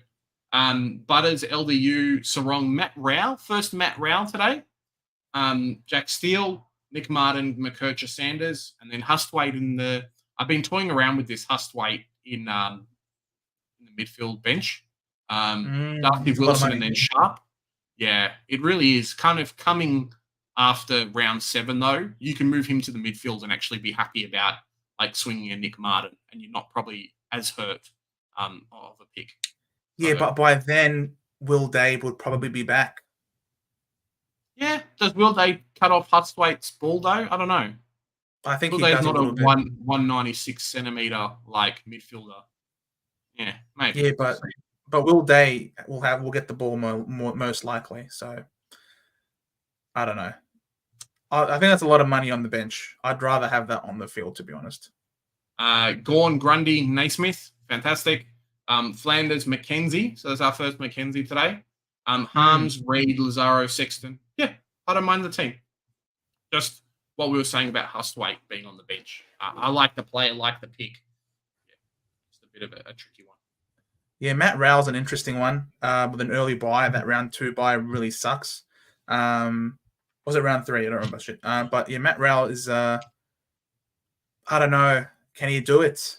Can he do it? Tough one. Tough. He's never done it before. He's done it for 3 games. Can he do it for a season though? That's it, right? Moving on to Paul Allen's. I love all these guys who are showing us their remaining salaries as well, which is what we asked for. Stuart, Houston, another Houston. Sheasel, Buderick, D'Ambrosio, Williams. I don't mind it. 2 guys in the back line is fine. Beautiful. Bont, Butters, LDU, Sarong, Nick Martin. Yep. Beautiful. I don't mind this. I don't mind this midfield, to be honest. No. What we were saying before about Roberts being here, that's because Roberts is a bit sketch. But if you think Hustwaite's going to come in and score well for you and carry you over the buys, I don't mind having 5 there. It comes back down to what we were saying before, and that's why Dustin Martin's in the forward line. That's where he's put the extra money. But is 12 trades plus 4 guys off the bench to be able to finish the team. So it's a lot. It's a lot of money. That's a good team. Gordon, Grundy, Livingston. Try and see if we can do something to get you Naismith instead. Dustin Martin, Flanders, Harms, Lazaro, Windsor, Sexton. So Dustin Martin's the only one for me. If somehow you could swap like Dustin Martin to Steele and then, get yourself someone off the bench here into here, I think you'd be doing really well. But otherwise, it's not bad. Not a bad team. I'm not against Dusty Martin, to be honest, as a selection. I sort of have mentioned in one stream during the preseason that I'm not against it, and reports are that he's doing well and flying. And if Abs is big on him and Abs is a big Tiger man, again, I'm willing to believe the supporters of the individual clubs because they obviously know their clubs better than I do. So, if Richmond guys are big on Dusty and think he's going to be in for a big year, then I'm willing to listen to him. Heard it here first, guys. Paul Allen, you got a second team, Paul. Wait, please don't tell me you put all 3 teams. I'm only doing 2 teams. That's it. This is the other one. I already clicked on it. Stewart, Sheasel, Young, backline. That's fine. I wouldn't go more than 3 rookies in the backline. Bont, Butters, LDU, Sarong, Nick Martin, Crouch. So getting rid of one of those deficiencies that we talked about before. McKercher, Sanders is good. Ruckline's fantastic. See if you can't put Livingston into Naismith. You've got enough money there. Yep. And then Flanders, 5, Harms, Reed, Lazaro. Yep. I like the team. There's no Darcy Wilson. No Darcy Wilson, who might become like a close to a must-have, but you could potentially finagle some money around somewhere. So very easily. On your Paul. And then Liam looks to be our last one here on Twitter. And then Joe picked it up with Facebook. Sicily, Stewart, Sheasel, Young, backline, very expensive. The only problem I have with is Sicily potentially starts to lose some money with the positional changes and stuff happening. But if you like the pick, not too bad. Bont, Butters, Gould, and Green. So you are missing out. The issue I'm seeing at the moment, and I'll cut it off just here, is that you've only got 4 midfield premiums plus Nick Martin. And then Roberts on the field. So there is a bit of a worry, but you're missing out on Goulden 1 week and then Green 1 week as well. So that's 2 of your 4 guys plus Nick Martin that you're going to be missing out. Not in the same week, but missing out in general. The Kirk and Sanders Roberts, if this was Hustwaite, I think would be a little bit more convinced. But then Nick Martin goes to the back line and it's still 12 trades. Gawn, Grundy, and then Naismith if you can. I think Livingston's a fine pick as well. We just have to wait for round 1 teams to come out. Sanders, 5, Billings, Reed, Lazaro, McRae. Yeah. Otherwise, it's not terrible. I don't think you posted how much money you had left in the team. So, we can't really give you much on that. So, no. Unfortunately. Yeah, it's a good team. As you mentioned, again, the buy, a lot of early buy Primos, Roberts, and M8. Sicily, questionable. Fife also maybe questionable. Could free up some money. Cadman, key position. Mana might not even be playing. I think he's fighting for a final spot as a sub. So yeah, there's a bit of if there's a few individual calls that you might have to make. But obviously the round 1 isn't tomorrow, so you have time to make those calls. Yes. Good team overall, Liam. Let me just quickly reshare. I think Sean said that he posted about 10 minutes ago. That's the only one I'm going to do. If it pops up, I think I might have missed it already. Is this Sean's team? No. The people not just... There you go. All right. That's it. That's the last team we'll do on Twitter. Yeah, Jonas. Yeah, and you know the best thing is we've got one more game to kind of see what happens with that. So yeah, it could kind of burn everybody. That's why they weren't. That's why none of them were in my side, Jonas, and that's why they're gonna stay out of my side. Yeah, and you somewhat could put Matt Crouch in that list as well, but probably not as much of a risk. Matt Crouch is 28 years old. Yeah, I know, but he has had injury problems in the past. Like he's not mid-30s or early 30s, but there are injury concerns there. That's why he's cheap. Dacos, Houston, Sheasel, Young. I don't mind it, but you're probably missing out on a player because of Dan Houston. The Ambrosio Caulfield, so 3 rookies in the back line. I'm good. 4 rookies, I think, is pushing it too much. That's kind of the theme for today. Bont, Butters, LDU, Green, Steel. Cool. No Nick Martin, Joe. I'm not sure how you feel about no Nick Martin. McKercher, Sanders, Hustwaite. I don't mind it as a 3. Gorn, Grundy, Naismith is good. And then Flanders, Baker. So our first Baker for today. Hope he's got you some bread because we'll see what happens. He's going to play tomorrow. That was terrible. That with the zinger. That's what that was. Harley Reed, Lazaro, Sexton, Cadman. Yeah, I don't mind it. Biggest issues for me in the team, Sean, are probably Houston. Just for his price, I don't really see him going, changing much towards the season, or maybe even dropping a little bit depending on role. Because when he becomes accountable, that's when he starts to drop his scoring. If he's ever got a key defend or kind of be locked into a position and doesn't roam, he's going to lose his scoring. Yes, he can do 30-point quarters, though, so we'll see what happens. But yeah, Baker's a different one. What do you reckon, Joe? I'm not against Houston as a pick. I think he can probably go top 6. He's sub 600K. No doubt, top 6. And he's sub 600K. So, you're picking a top 6 defender who is a lot more fairly priced compared to the other ones that are a lot more expensive. So I'm really not against Dan Houston as a selection. I think he will certainly go a long way to helping you go up the ranks. He does have, again, like we said, a lot of early games at Adelaide Oval where he loves to play. So could see a lot of big scores coming from him early on in the piece. So I'm not against that whatsoever. What I do like Hustwaite as well in there instead of a Matty Roberts. That's very good. I like that he's got Rawlinson on the bench in the midfield. And he was one that we that we flagged as a potential player that we have to have a look at. Looks like Shawnee also saw him as a selection. Baker, yes, he's going to be playing more on the ball, but I'm not sure whether or not he's going to be worth the price if he plays a bit more forward. I saw footage of him in the preseason. He looked to be at a center bounce, but his spread from it wasn't that great. And I'm also not a big fan of Cadman at F6. I think Cadman's more of a bench option. Yes, I know he's got a favorable early start, but it might not be him who kicks the goals. It could very well be either Toby Green or it could be Hogan. It might not be Cadman. So, and you might be left with a very subpar score at F6. So I'm not a big fan of Cadman there, to be honest. Yeah, no, that's fair. Good point about Cadman, and especially because Sexton's one of those guys in our team that has another role. Darcy Wilson, it looks like, probably has another role on the wing, so he's got some more favourable scoring. There are some forward options there who are basically playing other positions that are not forward. and should be fieldable over academy. Yep, agreed. All right, let's smash some of the questions, and then maybe we'll go into our Facebook stream. Yeah, sounds good.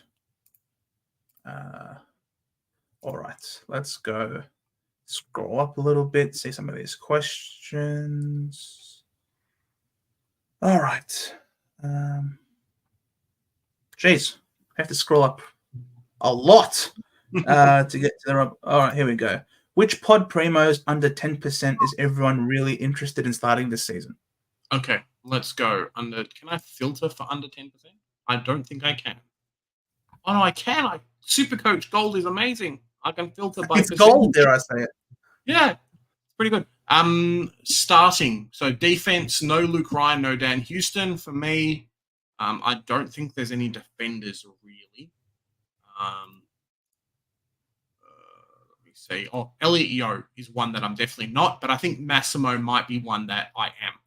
So we'll just wait and see. Heath Chapman is still 5% owned. So you people that have got Heath Chapman, take him out your teams if you're watching. He's talking about the primos, bro, not the players. I'm going through all the spots. Connor Buderick looks like one. Let's see primo midfielders. Rory Laird could find himself into my team. I don't think Zach Merritt will. Let's go through there. Potentially Matt Crouch. I'm just waiting for next week. I don't know how many others, Joe. Let me just have a quick squiz. Midfield, no. I know some people are on Rowan Marshall, and then Tim English is only 10% owned. I know a lot of people are jumping on Dusty Martin at 9%. Potentially, Zach Fisher's jumped up a couple of spots as well now. So a big watch and see with Zach Fisher if he's going to start playing halfback. I don't think he's going to be keeper status, but a lot of people are going to pick him. And then, yeah, that's probably about it, right? Can you see anyone else? Sub 10%. Yeah, obviously Laird, interested in Laird. I was a lot more interested in Brayshaw. I guess we'll see after this second game if he continues to play a lot of wing. Yeah. I like Dunkley. I'm keen to trade him in. I think he'll be top 8 mid. But yeah, he's rightfully low ownership given that crappy buy. Darcy Parish, as you guys know, I'm big on him at 3.3%. So he's a pod for me. Not big on Luke Ryan. Paddy Cripps could be really good without Sam Walsh in the side. He's at 2%, 2.7, but again, early buy sucks. Clayton Oliver, he won't be ready come the start of the season. Keen to get him for a lot cheaper. And that's about it. Yeah, that's about it for me. 12 hoops. Who are your keepers right now? Because I'm struggling. You could have sent us your team 12 hoops and we could have helped you out a little bit. Keepers in my team at the moment. I think you really just got to go your Gordon Grundy, potentially Bontempelli if you can make it work. Sam Flanders definitely is another one who I think just the upside is so good. Like I can see Flanders after his bye being like 600K. And then you've missed out on not picking him and obviously not the scoring that comes with 600K. Midfield, Nick Martin is in my team until I see otherwise. So he right now is a keeper. And then probably Tom Stewart, Joe. What do you reckon? Yeah, Tom Stewart for me is a lock in the back line. I think Sheasel at that price is a lock for me, considering his... Same thing with Young. It depends on second game for me with Sheasel. For me, I just think the value that they offer at that price point with a very good buy, I think is really good. I have never taken Bont out of my team ever since he got in. Even though obviously freeing up the money can do wonders for me, but Bont has just never left my side. I love the Bont too much, and Butters has never left my side either. Everyone else, and obviously there's McKercher and Sanders, but everyone else has been fleeting inside and out. But for sure, the second prackies and the opening round will absolutely tell us a lot. Put the freaking Moz, bro. I didn't put the Moz on him. Stevie Wonder, could see it from around the corner and 55 kilometers down the M1 on the way to freaking Warragul. Anyone could tell. Big fan of content. Feel like none of the mid rookies outside of Sanders, McKercher have any job security. Who do you think is most likely to play the first 10 games? Example, Clark, Sharp, Roberts. I think Sharp plays. I think he's like their best runner at Fremantle, and he's killed it. He was only out because he was sick. Like, he probably had the Correct. flu. Sorry, I couldn't play. And they were like, he was ill. So Sharp, I reckon, plays every game. Jai Clark, I can't be sure because you can't trust Chris Scott as far as you can throw him. Darcy Wilson plays if he's fit. Darcy Wilson should. I think Bailey Laurie plays as well. Yep. Windsor probably plays as well. Billings is mid-pricer though. I think Zach Reed plays every game. If he gets up well and he isn't crashed, I think Zach Reed plays. We've managed him. We've eased him into the season, but I think he's going to play a bruise-free role as the third tall. So I think Reed will play every game as long as he stays fit. Maybe Ware. I think Jake Ware from GWS could play every game with Callahan being injured. And obviously they want to give him time to get back into it. Roberts, I'm not sure Roberts is, but maybe with the news of what's happened with Parker, then all of a sudden Roberts could find himself on the team. But I think Sheldrick would still be ahead of him, though. So I think Harry Hustler plays every game. Yes, as Joe says, maybe his positioning changes a little bit because of it. If we move to the forward line, though, Wilson plays. Sexton definitely plays. Cadman probably plays, depending on how. I don't think form's going to affect him too much. Bailey Laurie plays. Yep. Who else moving down the list? Probably a Tom Emmett plays as well. Yes. Harley Reed. Actually, Harley Reed. Darcy Jones and Garcia as well, depending on how players being in and out. So we can kind of know who's going to play. It's more just outside of the 6 guys that most people are picking, there's not a huge amount of options this year. Which is why we're okay with paying up instead of 117K players. Riley Bonner, Harry, is the same price as Fife, but he's in the midfield, whereas Fife is in the as a midfielder. Whereas Fife is in that dreaded forward line, which is more forsaken than Ham led to slaughter. It's bad. And so Riley Bonner in the midfield makes it an entirely different proposition, unfortunately. And I'd rather go guns and rookies in the midfield. I don't want mid prices there. Is Matty Crouch still an option? Dr. Cod 11 asks, yeah, of course he is. Have a look at him again in this next game this week and have a look and see what the centre bounce attendance split looks like. But I think he should be in the main rotations. Should be looking at Massimo with no Carl Amon. You can. That's why you have another look at him this week. Hopefully Carl Amon is named and we get to see what they both look like together. All right. Matt Rao looked very good on the weekend. Tempted. Yep. He did. He does. He looks very good. Let me see if we got any more down here. You got our teams on Facebook ready to go, Joe? I think we might look at some of these newer questions as well quickly because I was just having a look at who's there after ours. Somewhat we're reading are pretty old now. Yep. Oh yeah, Jonas 133K, ton of 6, locked at F6, 100%. Fiddler, sorry Joe, I think Nick Martin's a trap. I reckon he'll be moved back to the wing. He could. He's not obviously. I'm not clairvoyant and can't see into the future to know that he's 100% locked into the back line. But I think the way we recruited to get some, for Dersma, for example, to play on a wing, knowing that that is an area of need for us. We do have Sammy Durham. I know we've been flirting with him playing a lot more in terms of centre bounces, but I don't think he's going to get a lion's share there. I think we've just sort of trying to teach him a secondary role in addition to playing on a wing. So I think primarily our wings, even Nick Cox, we can play on the wing as well. Elijah Sardis, we played on the wing in the match sim. So I think we have a bunch of options. And I think Nick Martin's primary position will be halfback. And then I know Brad Scott had an interview with Cal Toomey, and he's been saying that we want all of our players to have the capacity to play a secondary role, and in some instances even a tertiary role. So I think Nick Martin's primary role is going to be halfback, and yes, there might be times where his secondary role might be to play on a wing to help out, but overwhelmingly, I think he's primarily going to be playing off halfback. We've seen that we can't trust Andy McGrath kicking the ball out. We can't trust Dyson Heppel kicking the ball out.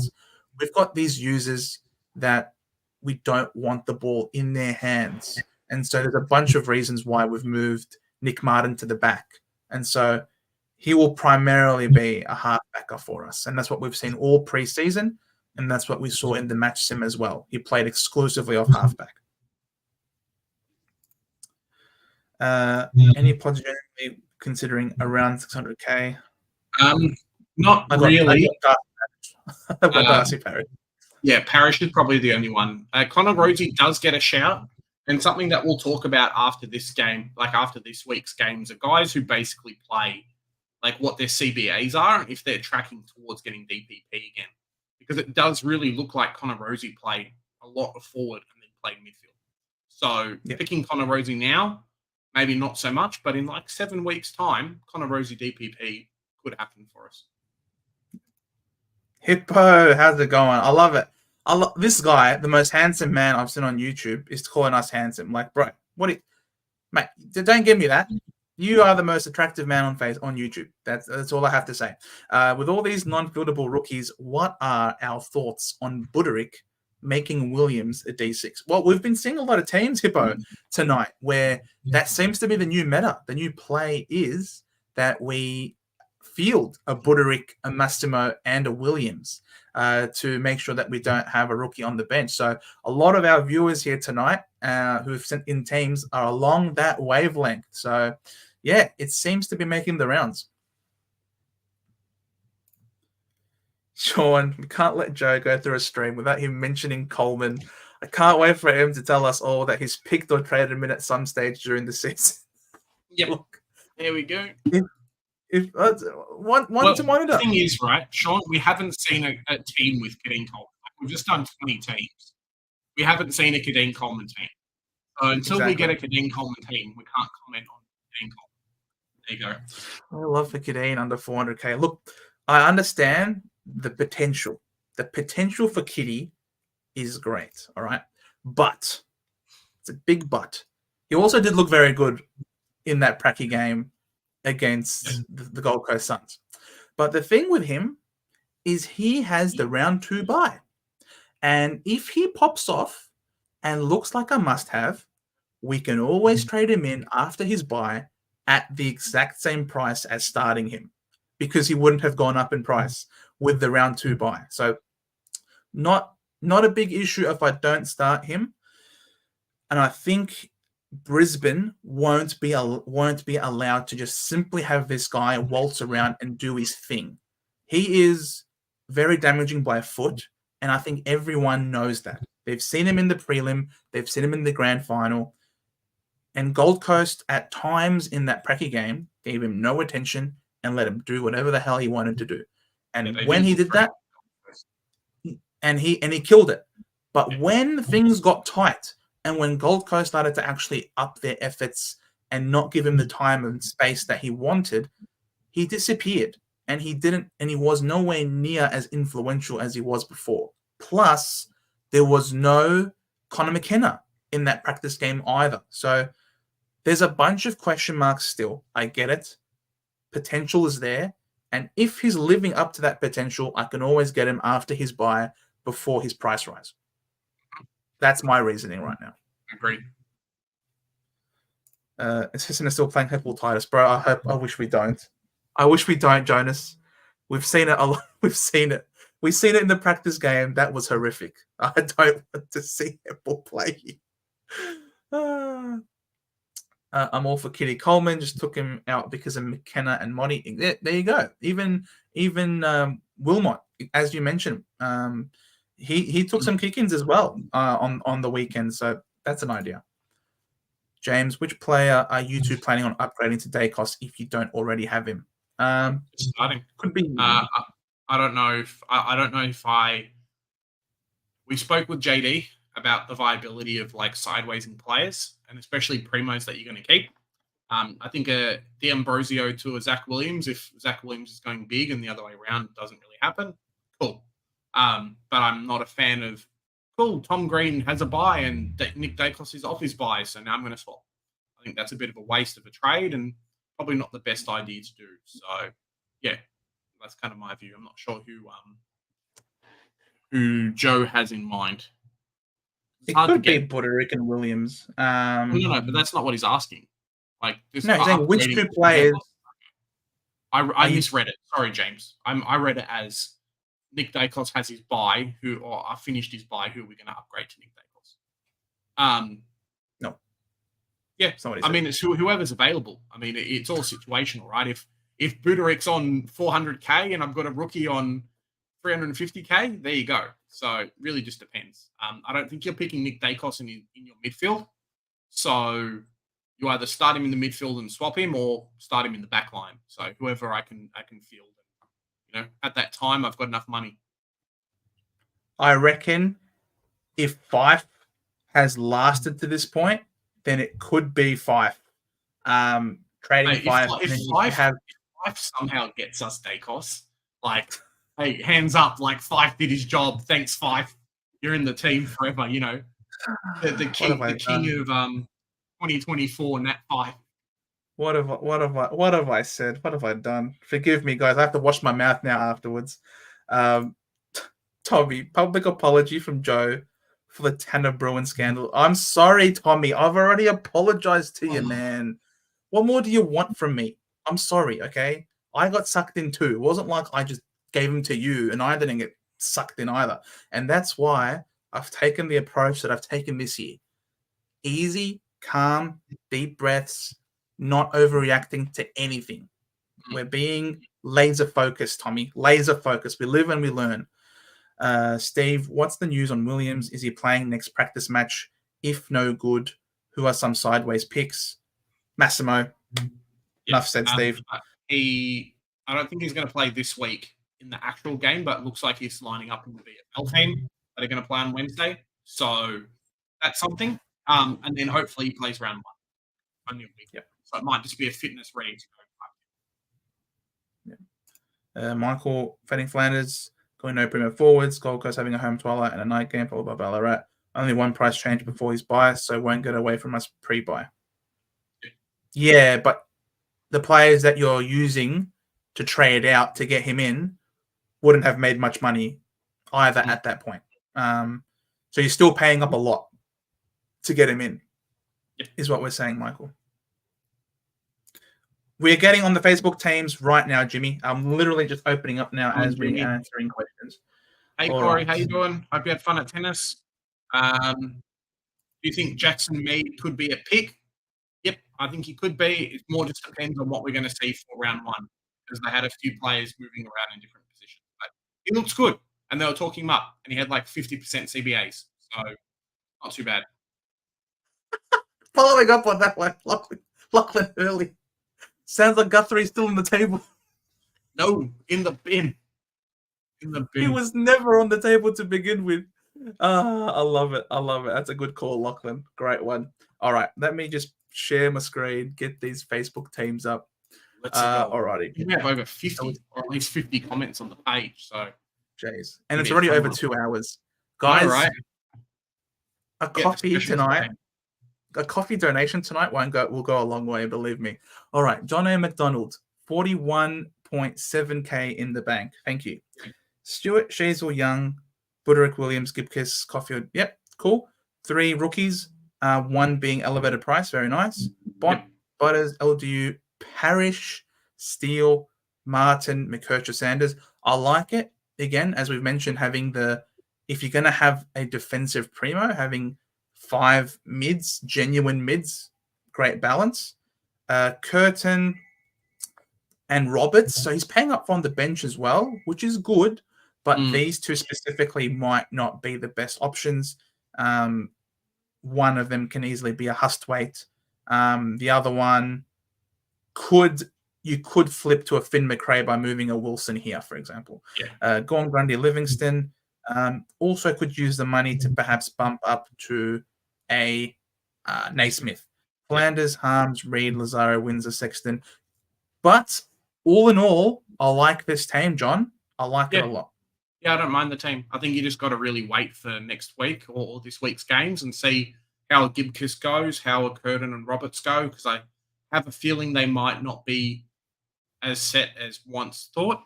And then, just adjust from there. And you've probably got an extra 50-odd K by downgrading those 2 players or upgrading then downgrading.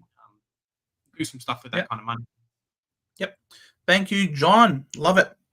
All right, we get to Damien now. All right. Damien. I have to zoom in for this. Damien, no, his team. The rest of his team ain't there.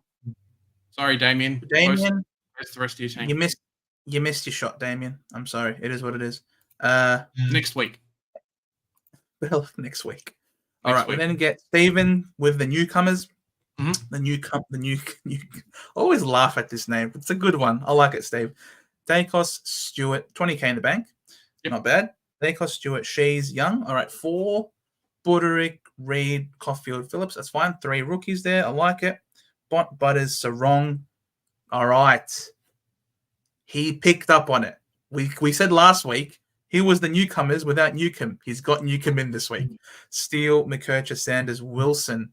Oh, that's right. Just put Hustwaite there. Wilson here. Sharp, Simpson, Cole, Gorn, Grundy, Livingston. Or you're just short of affording Naismith with that money. Flanders, Harms, Billings, Reed, Lazaro, Sexton, McRae, Manor. Good team. All in all, structure-wise, it's good. You're going with the 3 rookies, but they are good rookies to have with Hustwaite there. You're obviously counting on a breakout from Newcomb, but you clearly like him. You think he's going to have a breakout. He'll look decent on the weekend. I don't think he's going to be top 8 to 10, unfortunately. But that's a call you're making, I suppose. You've already got Steele, so you're going pretty budget here in the midfield. But all in all, the structure seems sound to me.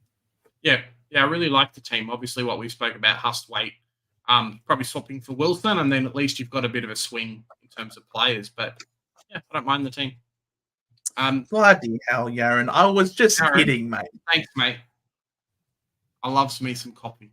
But thank you very much. And I hope you guys are enjoying the stream. I know we've been on for 2 hours and we're getting through to the Facebook teams now, but we've had a pretty steady, 100 people watching, Joe. It's been bloody amazing, and hopefully you guys are enjoying it too. 100%. It's been absolutely wonderful. Yaron, you are an absolute superstar. You spoil us so often, man, and you really don't have to. You really, really much love from the heart, honestly, and much love as well to everyone who's watching and everyone who's liked and everyone who's subscribed. You don't have to monetarily support us, but just these little things and this engagement.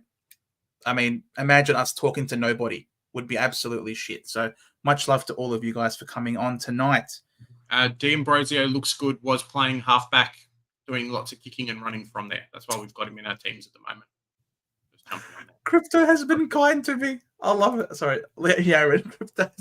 Mate, there you go. Get on the crypto, guys. Get on crypto. All right. Causa, fishing for premiums. Stewart, Shazel, Young. All right. This is lighter than others. All right. This is the first that we've seen. Only 3. 2 rookies on the field. Reed, Phillips, Bont, Track, Butters, LTU, Sarong. Wow. That's deep with Martin. McKercher, Sanders, Hustwaite, Sharp, Clark, Gorn, Grundy, Livingston, Flanders, Harms, Billings, Reed, Windsor, Sexton, Wilson, Jones. Wow, it's very strong. It's very strong, Causa. You're really banking on this midfield popping off for you. Yep. Yeah. No, I really like the team. I think the only problem with it is that D6 position. We've spoken about it all night. Obviously, you haven't jumped on, but yeah, it's worked out quite well for you so far. You've got a lot of keepers in your team, which I'm very, very happy about. It really just comes down to I don't have faith in the fact that we've got 4 guys who are going to be able to score us enough points to be selectable in our back line, especially one to field. Now, this year is going to be very different because of the early buys, and because it's only best 18, you could get away with not having the best guy there. But it follows on to Supercoach scoring as well and price increases. So, yeah, they're different. Yeah, exactly. But like it, Causa, 12 hoops. Who's on the signed jersey in the background? Oh, this is a 150th anniversary. So all the players from a couple of years ago who played. Donna Freeman for my son Harry Freeman. All right, Harry. Yeah. All right.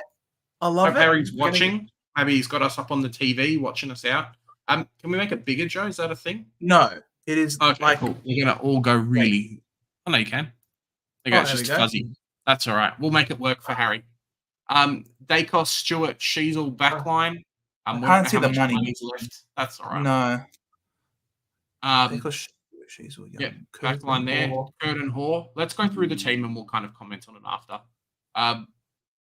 Bont, Butters, LDU, Nick Martin, Adams, Wardlaw, McKercher, Sanders, Gorn, Grundy, Flanders, Fisher, Fife, Hall, Harley Reed, sorry, McRae, Darcy Wilson.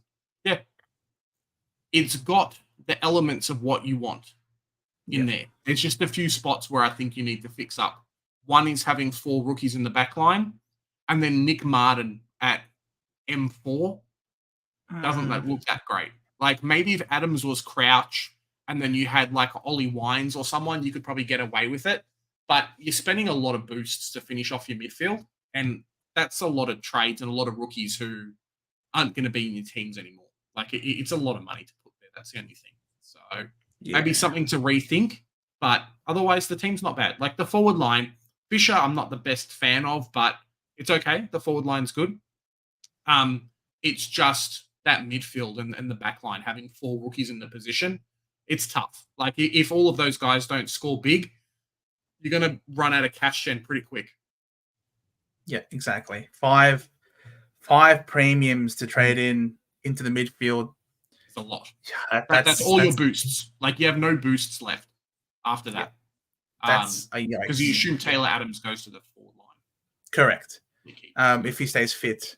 Yeah. And Fisher, if he stays fit. And Fife, if he stays fit.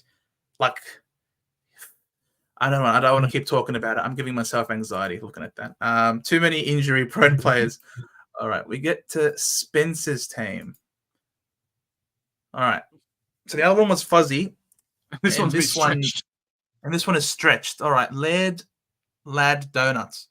Yep. Sicily, Sheasel, no actually Stewart, Sheasel, Mass, Hoare, Caulfield, Reed, Phillips. All right, that's 4 rookies. Libba, Butters, LDU, Golden Green, Martin. All right, so we're going 6. Cool. McKercher, Sanders. Okay. Gaundy. Cool. Dusty, Fisher, Fife, Lazaro, Sexton, Laurie, Wilson, Cadman. Okay. So I think we're a bit light in the back line for my liking. Libba over 30. Not much upside at that price. Yes, he's very potty for sure, but you're fading someone like a Bond, for example, who is pretty widely owned, but you seem like you don't want to overspend on your premiums, which is fine. That's a call you want to make, but if you're not going to overspend on your premiums, then I think you need to have less rookies on the field. Where you're going to have more rookies on the field is if you're paying up the big bucks for the big expensive premiums, and that's where we see that's why people decide to shave off and go rather for the uber premiums. They just go for a premium and then use the leftover money that they save from rather than paying up to have less rookies. But you've got two rookies here, and then Laurie ideally is on the bench. He's more so a depth type of person, whereas if Sexton is at F6, for me, is my ideal forward setup. And I know us, we prefer a Flanders over a Dusty Martin type as well. But again, that's individual preference, I suppose. Yeah, and it frees up a bit of money too to be able to play around and do some other stuff. But otherwise, I don't mind the team. It's not bad. Just that four rookie defense, I think, is going to hurt a lot of people. Yeah, correct. But thanks for the team, Spencer. We then move to Zach Stewart's team. Another one who's taken a photo of the screen. All right.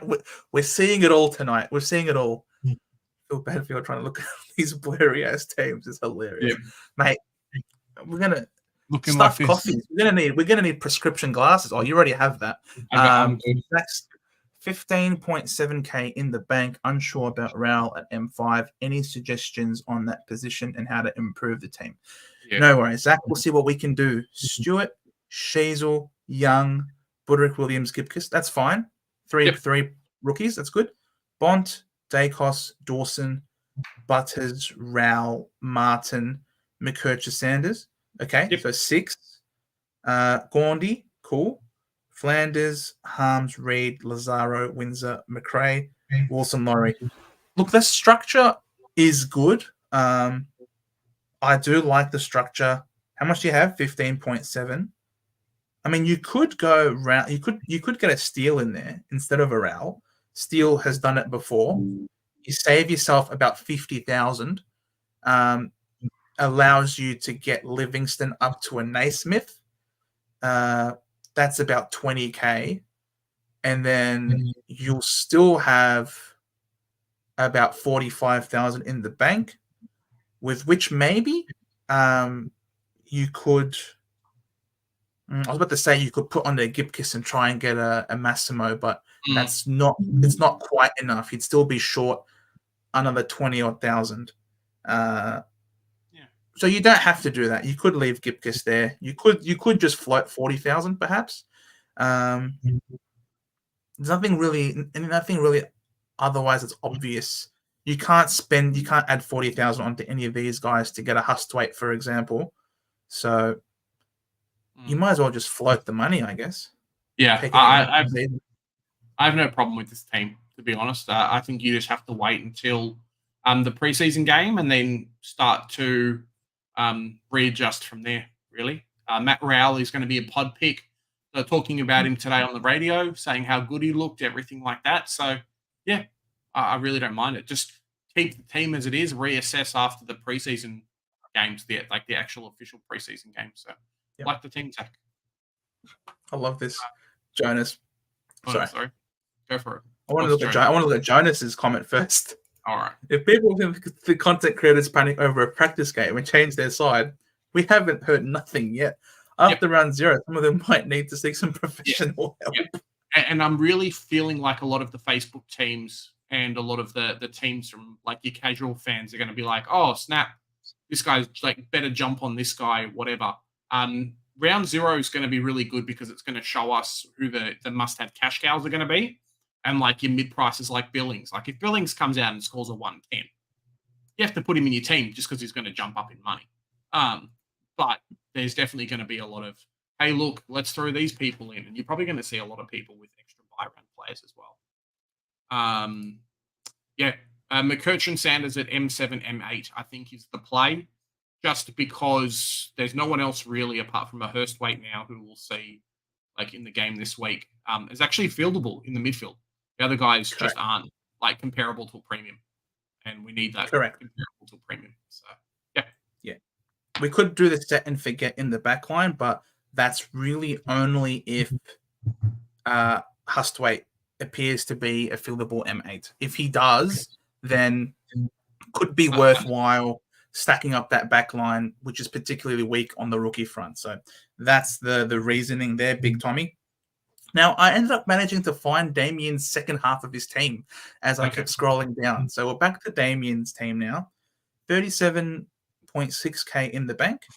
Dacos, Shazel, Young, Mass, Reed, Caulfield, Hoare, Pink. Okay, so going again 4 rookies, probably a bit light. Libba, another one. LDU, Brayshaw, Parrish, Rosie. That's a pod. Martin. Yep. Clay Hall is injured. No Butters. No Butters is surprising. McKercher and Sanders are there. Gorn, Grundy, Livingston. Caleb Daniel is new. Flanders, 5, Reed, Sexton, Cadman, Reef, and Darcy.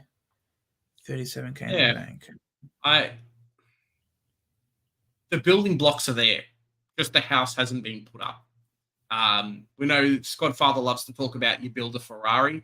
I feel like in Supercoach you build a house and you just put additions onto your house. And you want to finish off with a mansion, right? You want to finish off with the best that you can do. So the building blocks are there, but guys like Caleb Daniel, I don't think are really going to change in price. So why are you starting him? Especially when, you could do some other stuff in the back line and get yourself another player. I'm more confident this year on picking forward rookies than I am defender rookies. So if it turns up that you just have to go Pink to someone in the forward, like Pink to Bailey Laurie in the forward line, and then throw some money at someone else in the back line, like straight up, that could be just enough for you at the moment. And then just wait for it. So yeah, just something to take on. Yeah, I'd rather try and get more premium defenders, not only because we're taking off rookies from the field that we don't want in the back line, but also because I think the premium defenders are going to score better than your premium forwards. Yes. So the forward line, exactly, especially to start the season. So there's a reason why a lot of us are going less in the forward line, and some are going just the one premium in Flanders, and some are even going no premiums in the forward line because it just seems so bleak. Because it's bleak, I'd like to at least have one of them, like a Flanders, who's going to be a shining light. But having a Caleb Daniel, he's going to get faffed around. He plays for the Bulldogs.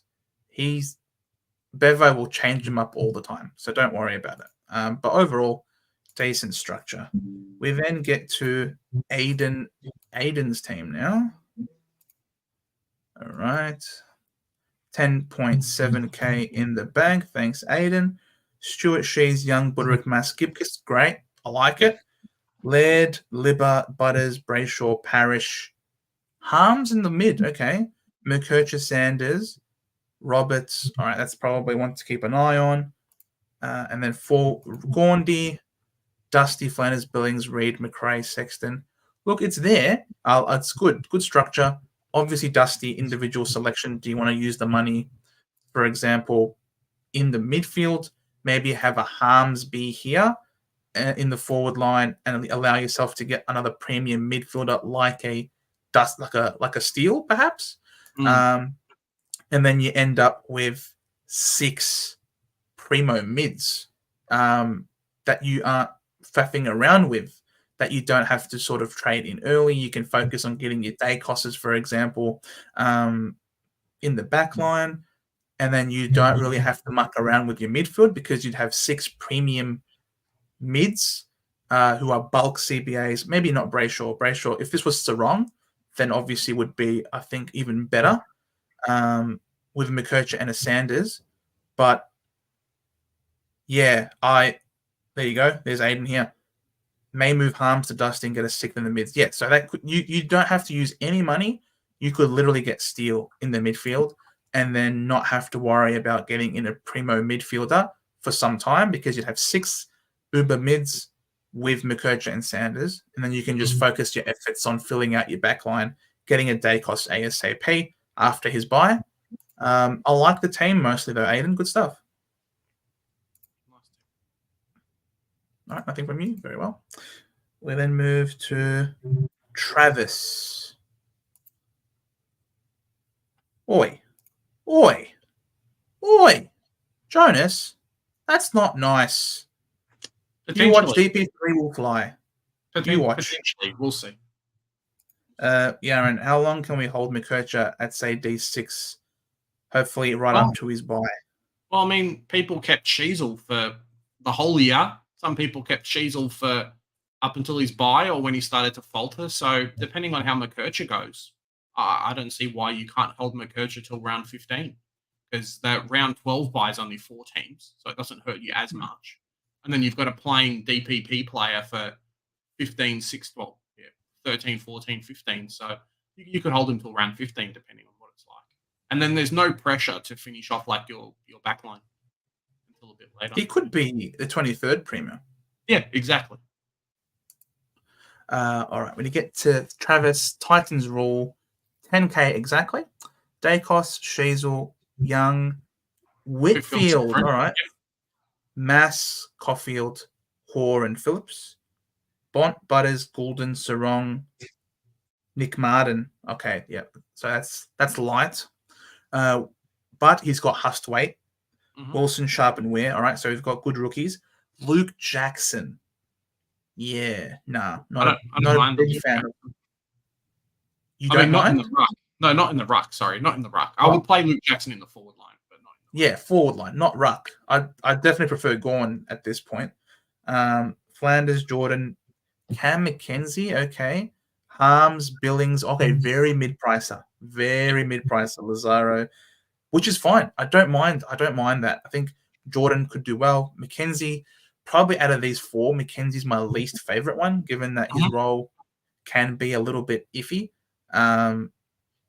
Sexton, you can field Sexton playing off half back, I think, and then you can get this guy. Oh, you already got Darcy Wilson. You can get McKenzie down to a Bailey Laurie, have Laurie be here, and then free up that 120 odd thousand. Where would you put it? You could put it on a Phillips to maybe have Williams and then have no defender rookies, or you could put it on a Whitfield to perhaps get you up to an Uber premium. Yeah. Get him to a Stewart, exactly. So, you could totally do that. I do think, though, that having Nick Martin again, as we've mentioned, having a defender premium, he's going to be a defender premium at M5 means that you're going to have to trade in 4 Uber premium midfielders. It looks good now, but Martin's not staying there. Martin's moving to the back line, at which point you then have to use 4 boosts to finish your midfield. So that's, if you want Martin, I think ideally you have him at this slot as opposed to there. Yeah, I totally agree. All right, cool. Thank you, Travis. I like it. All right, we get to Jacob. She's I'm good. Nice. I like that. Captain Cheese. Captain Cheese. Captain Cheese. Dacos, Stewart, Shees, Young, Williams, Hoare, Coffee. All right, so 3 rookies. Bont, Butters, LDU Green, Nick Martin. Same thing applies. What we said. It's got Georgie Wardlaw, Wilson, Sharp, and Clark. Tristan Cherry. Flanders 5, Billings, Reed, Lazaro, Sexton. Okay, so you've saved money, a lot of money, by getting Cherry in. But what have you achieved in doing so? Not a lot. Not a lot in the team. You're probably missing out on M6 being a half decent player, or sorry, M5, and then Nick Martin goes up to M6. 1, 2, 3, 4, 5, 6, 7, 8, 9, 10, 11. You've got 11 premiums. Well, with a rookie here, 2 rookies here, 3 rookies here. Like, you've given up an extra premium in the ruck line, but where's the money gone? Like, you haven't, people have 12 premiums. You know what I mean? Like, people have 12 premiums and probably the same number of rookies on the field. Whereas, you know what I mean? So I think ideally 12 is a better number than 11 to have on the field. Maybe it's a it is a higher number than 11. Yes, I studied that in primary school. I'm very proud of myself. I'm very proud. 12 is bigger than Very- 11. Shock horror. I'm very smart. Okay. Yeah. Like, traditionally, the idea of, we go set and forget in the rucks, right? Traditionally. Obviously, the early buys put a bit of a spanner in the works, that kind of thing.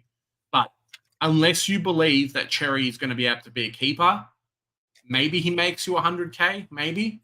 But the downgrade from a Gorn to Cherry really hasn't allowed you to upgrade the team in a position that you would be happy with doing. At least I would be happy with doing. Like, yeah, it's kind of putting you out of whack a little bit. It's not like you've got no rookies on the bench. Sorry, no rookies on the field in the back line. Or, George Wardlaw is now a Jack Steele. You know what I mean? Like, it kind of just doesn't work that way. Maybe just have to rethink the pick. Wait till the game this week when he actually goes up against Rowan Marshall and see how he goes. I don't think he's going to be this year's breakout player. Agreed. But thanks for the team, Jacob. We then move to Jake, Peter, Sharp. I love it. We've still got over 90 people watching us after 2.5 hours at 10 o'clock p.m. We are going to be wrapping it up real soon. We do have work as well the next day. Jeez, why has it gone blue? Don't go blue.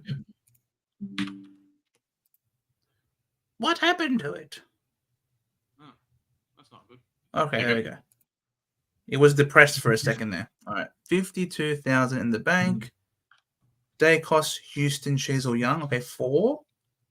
And Massimo with Bont, Butters, Sarong, Steele, Martin, McKercher, Sanders, Ware. Yeah, So where's the rest of the money gone? Because I look at this team at the moment, there is 50K, but I reckon he's gone like 2 or 3 premiums in the forward line. Rankin. There you go. Isaac Rankin, you stealer, taking all our money. Yeah. Yeah, I don't know. I'm not a fan of... He saw the practice game. Yeah, he definitely saw the practice game. So if Rankin comes out and does the same thing in the next practice game, we can have a real talk about, hey, what's happening with Rankin? Who becomes a lock, who doesn't? What have we seen as much? But I don't know. Not for me. I just think it opens your team up too much. Like, yes, it is best 18. Fantastic. But Jacob Weir at that coveted position and not like a Hurstwaite or something, it's a little bit sketch. You do have some money to put it up to a Hurstwaite. So maybe take that into account a little bit.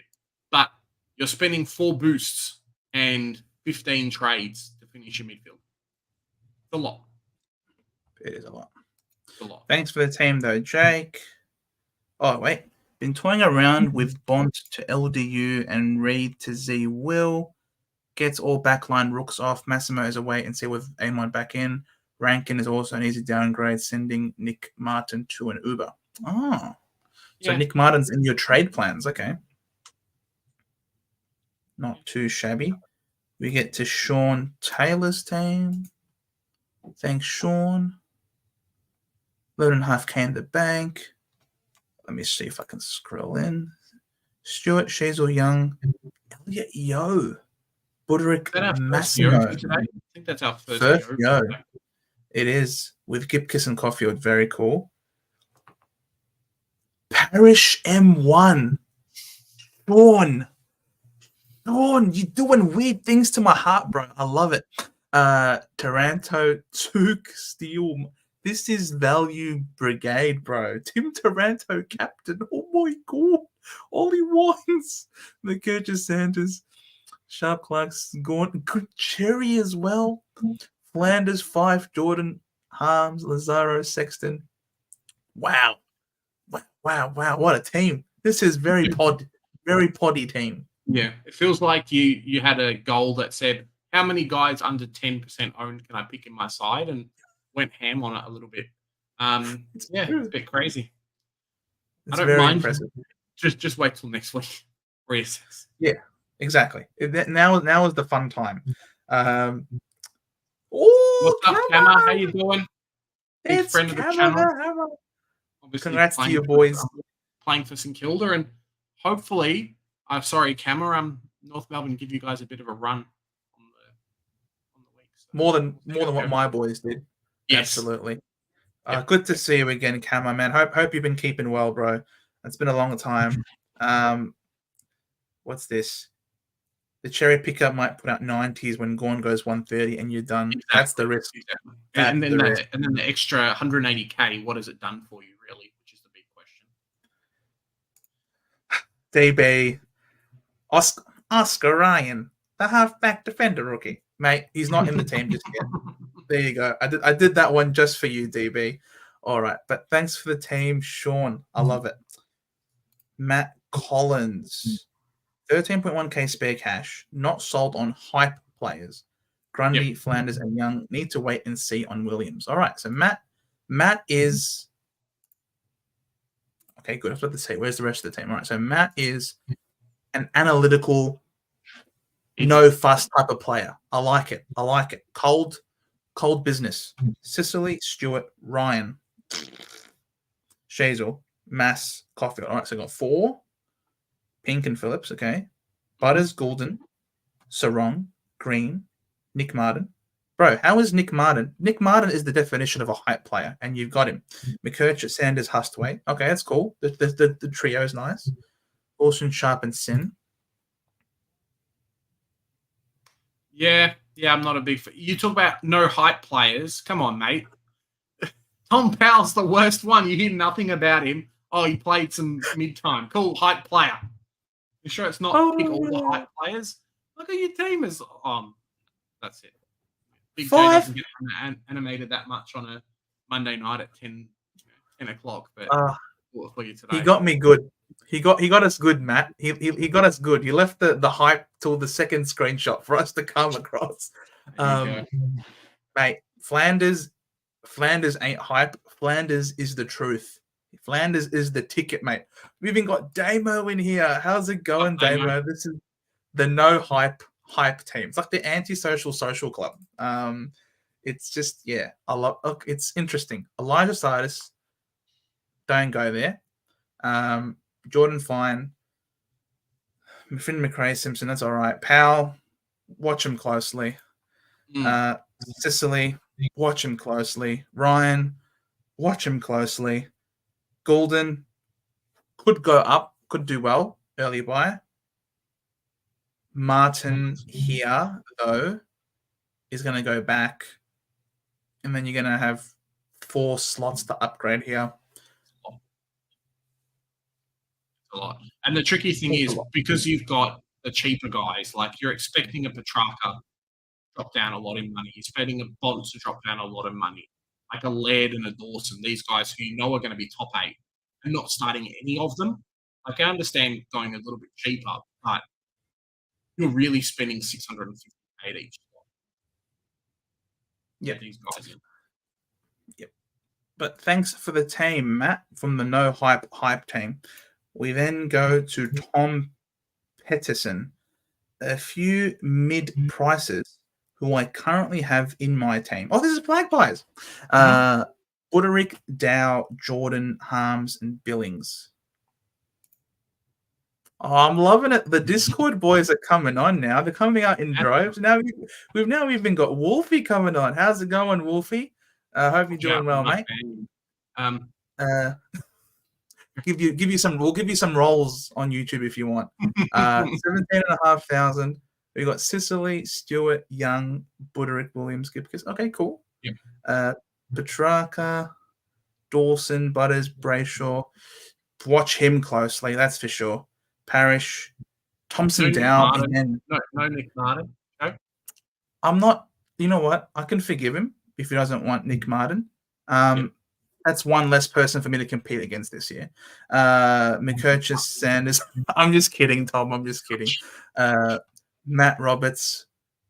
Yeah, Matt Roberts probably not going to be in the best 22, but keep an eye on him. Gorn, Grundy, Flanders, Jordan, Harms, Billings, Reed, McRae, Sexton.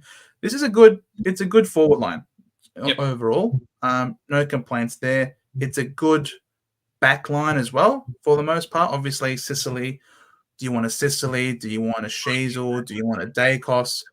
It's individual selections. I really think this week a lot of people are going to come in and see Nick Dacos and be like, oh shit, Nick Dacos is back. Like none of this kind of being lazy against North Melbourne business. I think he's going to come in and be like, must throw him in my team. So, yeah. Oh my God, the Discord boys are absolutely covered out in force. We've even got Shaq here in there. Wolf is there. Legend Hen, mate. This guy's a legend. Follow him on Twitter. He drops some pearls of wisdom.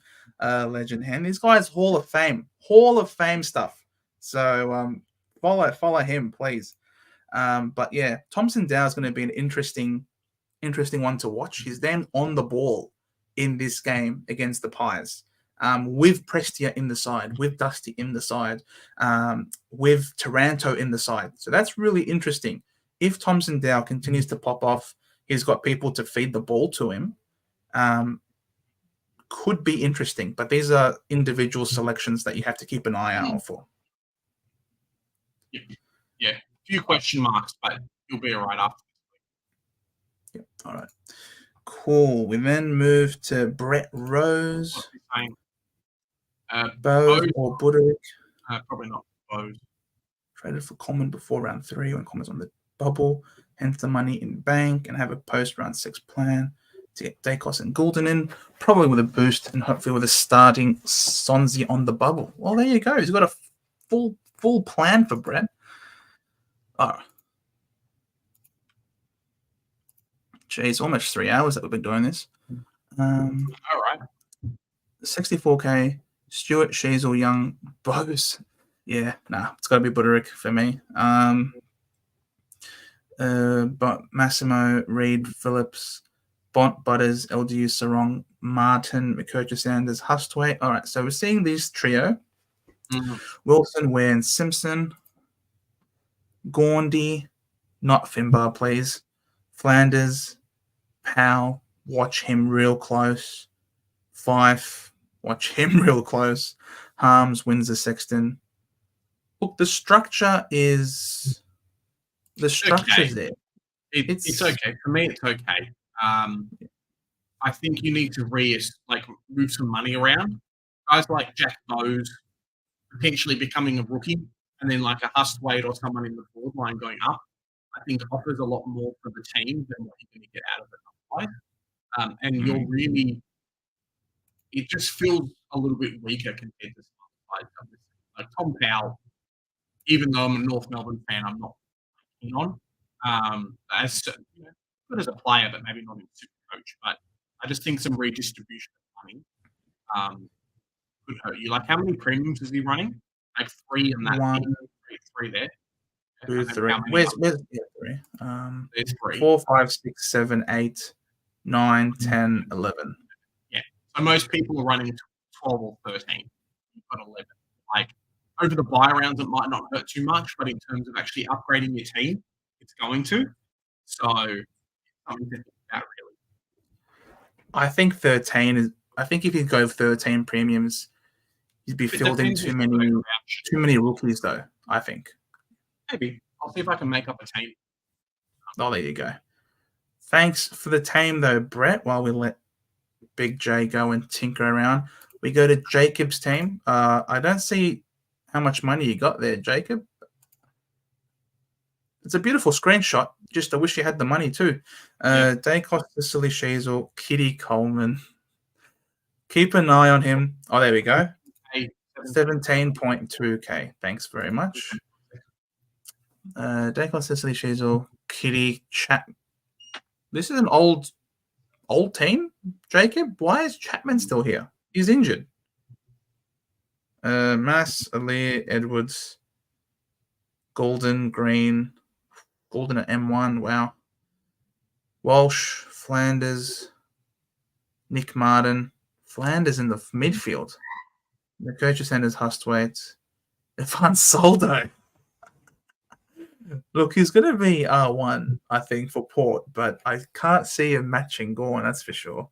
But hey, you're using your money. Where are you putting your money, though? In Toby Green, Jezza Cameron, Mateus Philippou, Fife, Reed and Darcy, Orazio. Look, if he can stay fit, I'm not against the Orazio selection personally, but He does have the early buy, which is a little bit annoying, but I don't mind Orazio. I really don't. It comes down to what we see over the next couple of games. Correct. How he goes this week, how he goes in round 0, and then we'll assess from there. But I'm not against it at the moment. Don't want Darcy on the field. Definitely think that is a weak spot. Jezza Cameron, he's a great player. But do you want him here, though? Would you rather have a Flanders here and then having a premium midfielder? I know I would much rather premium midfielders than premium forwards. Premium forwards will never price you out because their scoring is going to be wildly inconsistent, and the top 6 forwards aren't going to be scoring a lot of points. You can probably sneak by. If someone's averaging 90, that's probably top 6 caliber. Whereas if someone's averaging 90 in the midfield, they're not. They're nowhere near it. So I definitely know that I'd much rather get some gun mids in, some gun defenders in, like Chapman. I think he might have sent us an old team because Chapman is definitely injured and shouldn't be in consideration. This could very well be Zach Williams, perhaps, and save yourself a little bit of money. But all in all, Flanders needs to be here in the forward line, and Toby Green is a lot of money for not much value, especially with the early buy. So I don't say that, Shaq. That's very mean. This could be Jacob's first time playing Supercoach. But yeah, I definitely tinker around with the structure. I think you can very well go light in the forward line and use your money in other positions. Yeah. All right. Captain Flash, yeah. So last week we did one. This week we'll do one, obviously. I think next week we're going to do one as well. And then before round 1 starts. So, yeah, get him in. Seems to be a bit of a hit and doing quite well. Yep.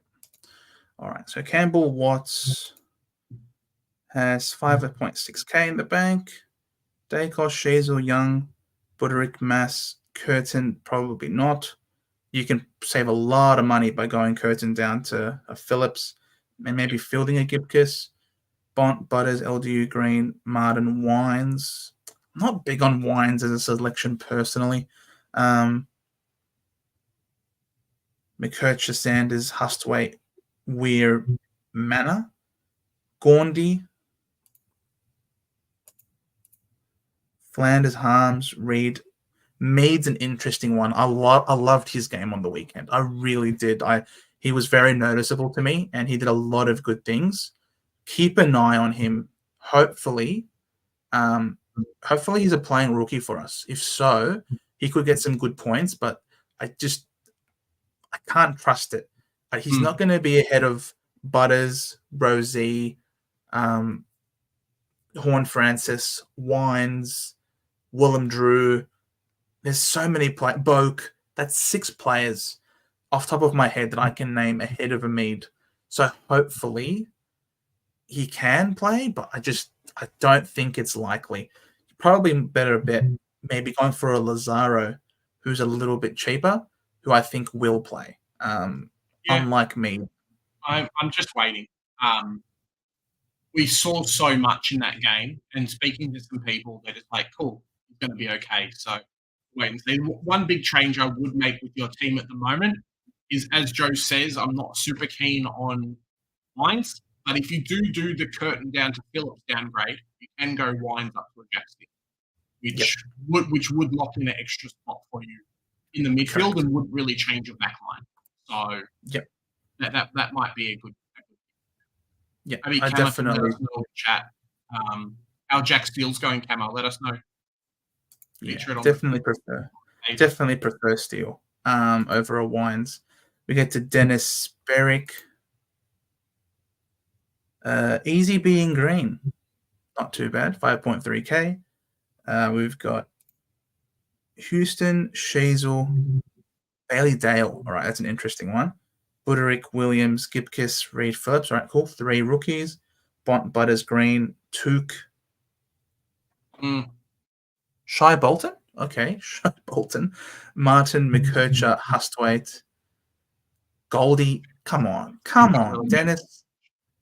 What are you doing with Goldie, Dennis, man? Come on. Flanders. Is that Jai Amos?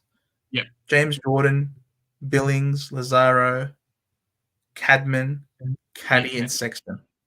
Okay. I think there's a few players in your team that maybe you need to have a think about.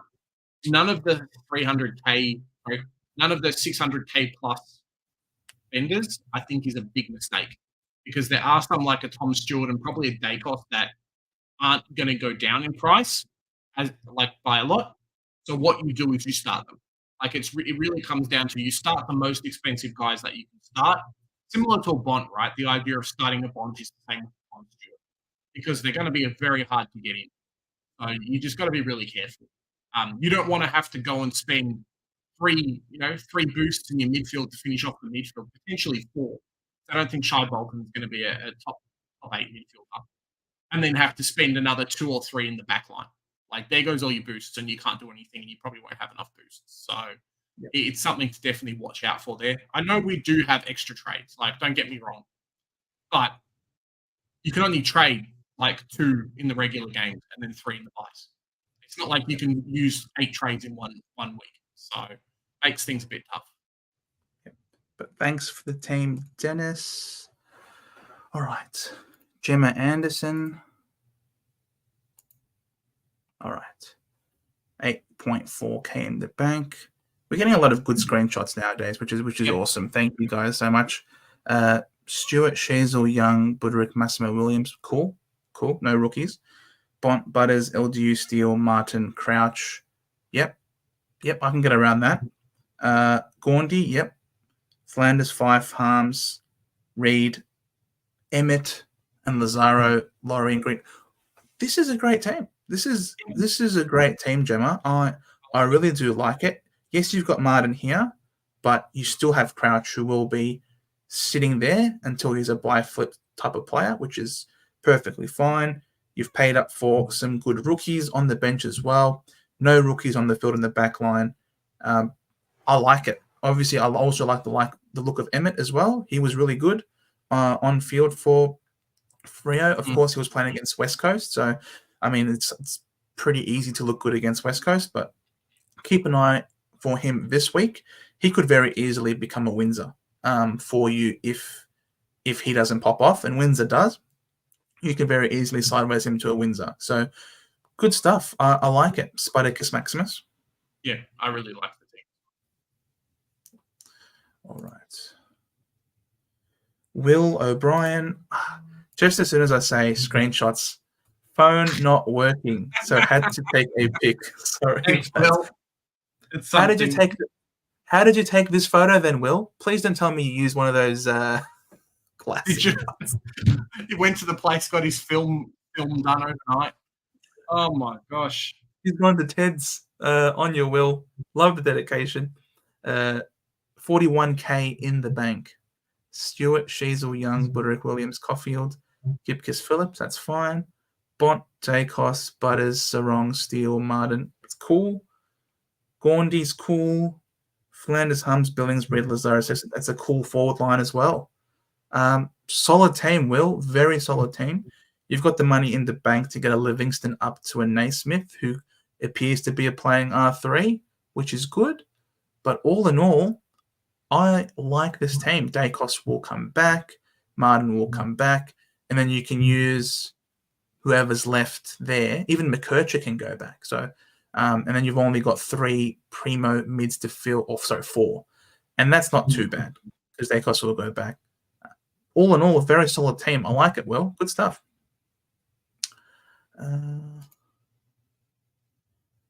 Lachlan Hurley, really considering Jesse Hogan if he goes well in opening round, and definitely want Williams if he's good to go over Gibkiss, also left with 40.2k. Good to.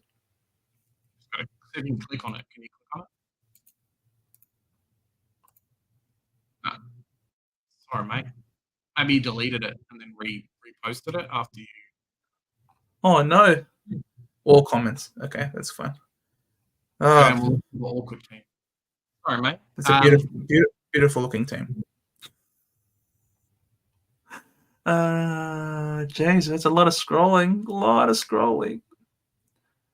Lachlan Hurley. Yeah, I'm not going to click on it again. Unfortunately, it seems to be a dead link. Lucas Hampton. The rest of your team? There it is.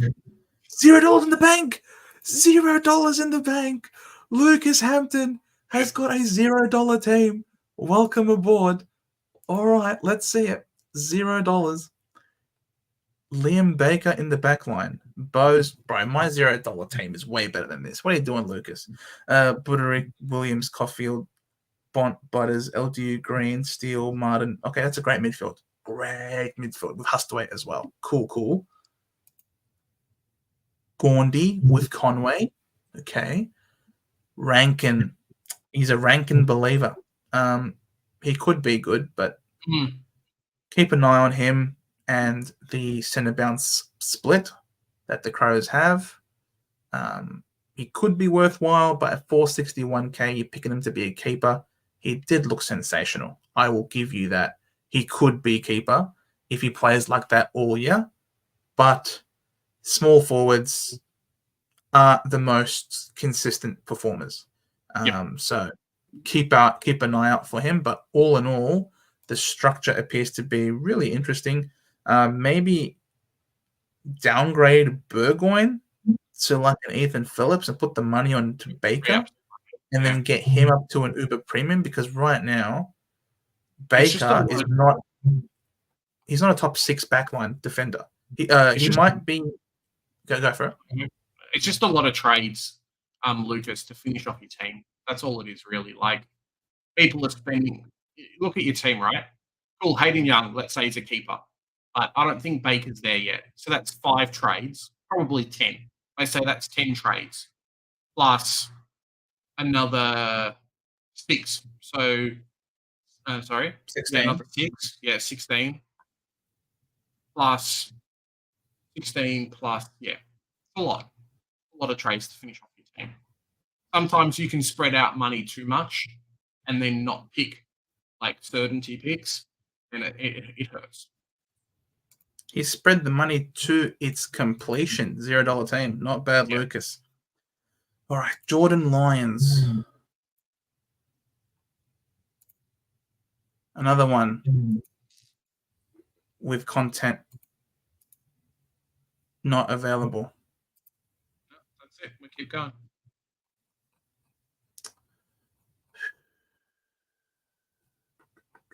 Apologies, guys. We don't know which links aren't going to work. All right. Mitch Trent. What is this photo, Mitch? The other version I've been pondering has Yo in for Coleman with the plan to upgrade Yo to Dacos post Pies buy, and Harley Reed if he shows something more in the next pracky in for Billings. Okay. Yep. 26.3k in the bank. 3. All right. That's cool. No rookies on field. Probably very light on in the midfield. You can get Roberts up to a Hustwaite with that money. Gaundy, Flanders, 5, Harms, Billings, Lazaro. That's a good forward line. Yeah, I like the team. Just use that money to get Roberts up to Hustwaite, and I think you're good to go. Causa, we've already seen your effort, bro. We've already seen your team on Twitter, I'm pretty sure. Yep, I think so too. Scott Walker just said, I just woke up and you blokes are still going. Oh, yeah. Hey, what do we say, mate? We do the hard work so you guys don't have to. That's us. We say we are psychopaths. That's what we say. We probably got another 10 minutes, guys, and then we might start to head off. So, yeah, just a bit of a heads up. All right, $700 in the bank. Stewart, Shazel, Young, Buderick, Williams, Gipkiss. All right, that's fine. 3 there. Butters at M1, LDU, Goulden, Sarong, Green. All right, cool. Very cool. Martin, McKercher, Sanders. Of Cool. Very cool. Gaundy, cool. Flanders, Fisher, Billings, Lazaro, McRae, Sexton. That's cool too. Fisher, keep an eye on him if he can stay fit and firing. But other than that, very cool team. I like it. I like it, Harvey. The teams are getting better, which is always good to see. We get to Theo's team now. Theo Manis. All right. How much money you got left, Theo? That's half a team. Okay, there's the other half. We're on a fact-finding mission here, trying to find these teams half the time. All right. Theo, 8.5K. Sicily, Shazel, Young, Buderick, Williams, Caulfield. Okay, so 3 rookies. That's fine. Dacos. Okay, Bont, Dacos, Butters, Matt Rowell, Cogs. All right, someone's expecting big things out of Cornelia in the early rounds. Martin, McCurch, Sanders. That's okay. If that's a primo call you want to make, that's. But in terms of structure, it's there. That's good so far. And then Gaundy, probably not Finbar. Flanders, Fife, Harms, Reed, Lazaro, McRae, Sexton, Manor. Yep, that works. I think that by unless you're like looking at trading out of Cornelio around his buy, you've got 2 there plus Flanders. Plus Buderick in the back line. Correct. Like it's a lot. That's a lot. Fair call. There goes your 18 players. Now you're fielding rookies and you're missing out on like 4 guys that you would have had. So that's the only problem I really have. But otherwise, not too bad. Spartacus Maximus. Oh, I was waiting for you to find it, Joe. Thank you so much. Oh, thanks for the feedback. You are very welcome. Appreciate if you look at my second team. Mate, I think we've got to change our business structure here, Big J. I think we have to offer $20 for everyone who wants to submit 2 teams. That's not. You mean request? Exactly. No, thank you so much for it. Much love. You absolutely did not have to do that. Bottom, you like the content, smash the sub and the like button. That's it. We're having fun growing the channel and talking footy because I know I don't have a lot of friends who come and watch footy, and I think Joe's a similar. Got 94 I people got a few. Having fun. I have a few. Yeah. Troy Marshall. Velo's Vampires. All right, Velo. 25K in the bank. Stuart Sheasel, Young, Buderick, Mass, Caulfield. Okay. Williams here? I think you might have sure. No worries. Williams is at D6, sure. Mass, William, Mass, Bontempelli, Butters, Goulden, Sarong, Green, Martin. Okay, sick midfield. Ooh, Brown. Interesting. Hopefully he plays for you. Gaundy. You've got the money to get Naismith, Laurie, Simpson, Shaw, Flanders, Fife, Reed, Windsor, Sexton. Yeah, great. Good team. Yeah, I really like this team. It's basically just a, hey, come and wait for preseason games now. This week and next week for a few of the players and then go for it. Jimmy's saying, we missed Jimmy's team. Gemma? Oh, here. Sorry, Jimmy. Mate. Lucky you caught us. All right. Oh, this is a long screenshot. Is it a phone one? Like a phone extended one? Maybe it is. How much money we got left? 2,700. 2,700. Yep. Dacos, Stewart, Shazel, Young. Okay, 4. Okay, cool. So 3 rookies. Oh, with Gibkiss. Yep. Not bad. Track, Dawson, Butters, LDU, Martin. Okay, but he's got Hustwaite. Marshall. So Gaunt. Oh, Marshall Grundy. Okay. Paying up for Marshall. Flanders, Fife, Billings, Reed, Lazaro, Sexton. Yeah, good forward lines. Paying up for Marshall over a Gorn. That's up to you if you want to do that. You think Gorn will break down? That's a call that you individually make. You could definitely use that money though to upgrade a bench, to get a Livingston up to a Naismith, for example, very easily, as well as putting the money on a Gibkiss to perhaps get him to a Massimo and then field no rookies. But the structure is there. Good stuff. Good stuff, Jimmy Giggle. It's a good structured team. Matthew Raman, I think this is our good friend Hectic Lebo. 13.1k in the bank. Stuart, Sheasel, Young, Buderick, Mass Williams. Cool. Bont Laird. I don't know why I'm reading that as bummers. I've been reading too much. I've been reading too much. Bont Laird, Butters, Sarong, Steele, Martin. Sick midfield. McCurcher, Sanders, Roberts. Ideal if you can get him up to a Hust weight. Gaundy. Probably getting Livingston up to a Naismith. Flanders, Billings, Reed, Lazarus. Yeah, great team. Good, very good team. I'm gonna get rid of Mana for another forward rookie. Yeah. Who would that be? Probably Bailey Laurie if you can. Get Mana to Laurie would be good. You've already got Wilson, Sexton, Finn McRae, maybe Windsor, maybe. Those are the ones that come to mind of the viable forward rookies. But yeah, the structure's there though. Good stuff, Hectic Lebo. I like it. All in all, I think we're getting through to people, and we're seeing a lot more stable, consistent sides. But that's more, and then we'll probably head off. Maybe 5 minutes. 5 minutes, Joe. Done. 4 minutes. 4 minutes.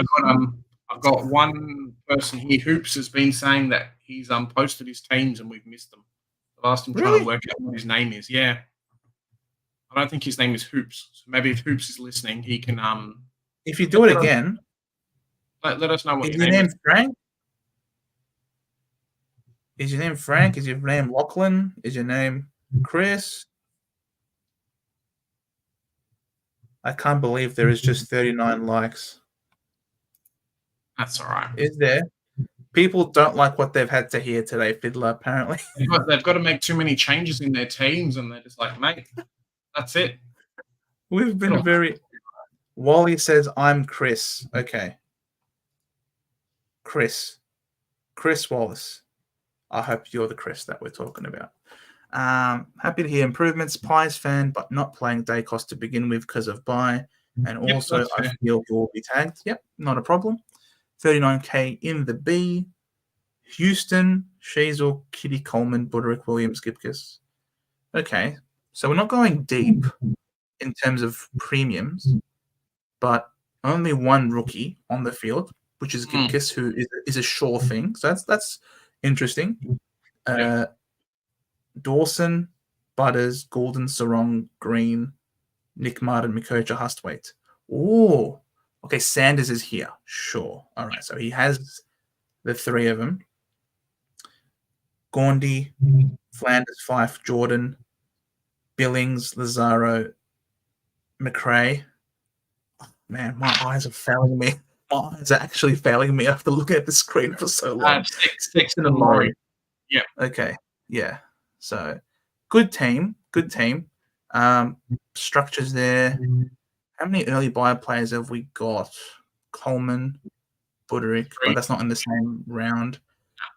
Golden, Green, Gaundy, Flanders, Jordan, Billings. So we've got quite a few early buy players. I know you're trying to avoid the early buy players, Chris. But you've got three in that 1 week. Green and Flanders and Buderick. So you're missing 3 there. Yeah. And then 4 in another, and then 3 in another week. So I don't know. It's interesting, I don't mind the team. I don't mind the team. The only thing is you're down one premium on other people. You've got 11, unless you think Kitty Coleman's going to come out and bust his guts, and potentially he will. But you've got 11, other people are running 12. I don't think it's going to affect you as much, but as Joe says, it's a lot of rookies out and a lot of guys out that have early buys as well. So being one premium down, and then let's say like, let's say you've got 11, and then round 2, Kadeen Coleman's out. So now you've got 10 premiums in a week that other people have 12 or 13. Like it's a lot. Like that could potentially be some lost money and lost, well, not money, but lost scoring that you had. So it's something to kind of consider there a little bit. Yeah, exactly. All right, I think that will be it. That's fine. 3+ hours.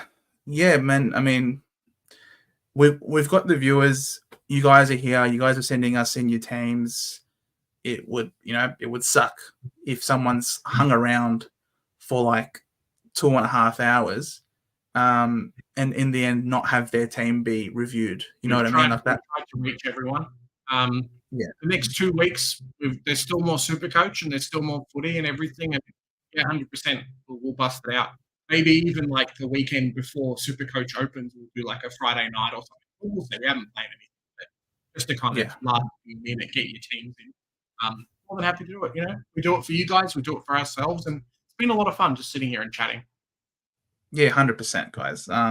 We, as you say, hoops. We love this game, 100%. And you guys obviously love this game as well. We wouldn't have 74 people watching us right here and now. Obviously, we've had a lot around the 100-point mark for a lot of this stream, which was amazing. Our record hitting like 113 odd people tonight, which was awesome. Definitely a record. Yeah, and much love to all of you guys for donations. Yaron, Sputicus, you guys are amazing. You absolutely didn't have to do that. And everyone else who's liked the stream and subscribed. Really, we wouldn't be doing it like this if it wasn't for your engagement and you guys responding to us and liking us so much. We wouldn't have the motivation to do so. So please keep sticking with us. We're not done for the year by any stretch. It's only just begun. And Mitch, I look forward to seeing that $0 team in the next stream. And with that, what's this, Jonas? Hoping you fellas do a live stream after the last game of the round each week. Yeah, if not, we'll do it on the Monday. We'll normally keep up the Monday live stream, so we'll keep it up on there. 100%. And with that, guys, much love to all of you for coming in. Thanks for your thanks as well. I'm just reading the comments here. I'm not going to go through every single one of them. Much love to all of you. Hope you enjoy your evenings. Enjoy the coming days to come. Don't stress over your teams too much. Remember, it is just a preseason. There's still round 0. Back in your research that you've done throughout the entire preseason. Back in the research that your beloved content creators have made, not just us, of course, but everybody else that you've watched. There's some pretty amazing people out on like Twitter and stuff that regularly post. Footy Gods is a good one. Those guys, we'll do our recap videos of each of the games, but people see things differently. So good to jump on and see those. Exactly. So calm down. Just enjoy the football as it comes. Look at the roles. Look at the team as a whole, and don't make wholesale changes willy-nilly. Keep an open mind, and you've got us who do the hard work so that you guys don't have to. And on that note, we'll see you all in the next one. Catch you guys.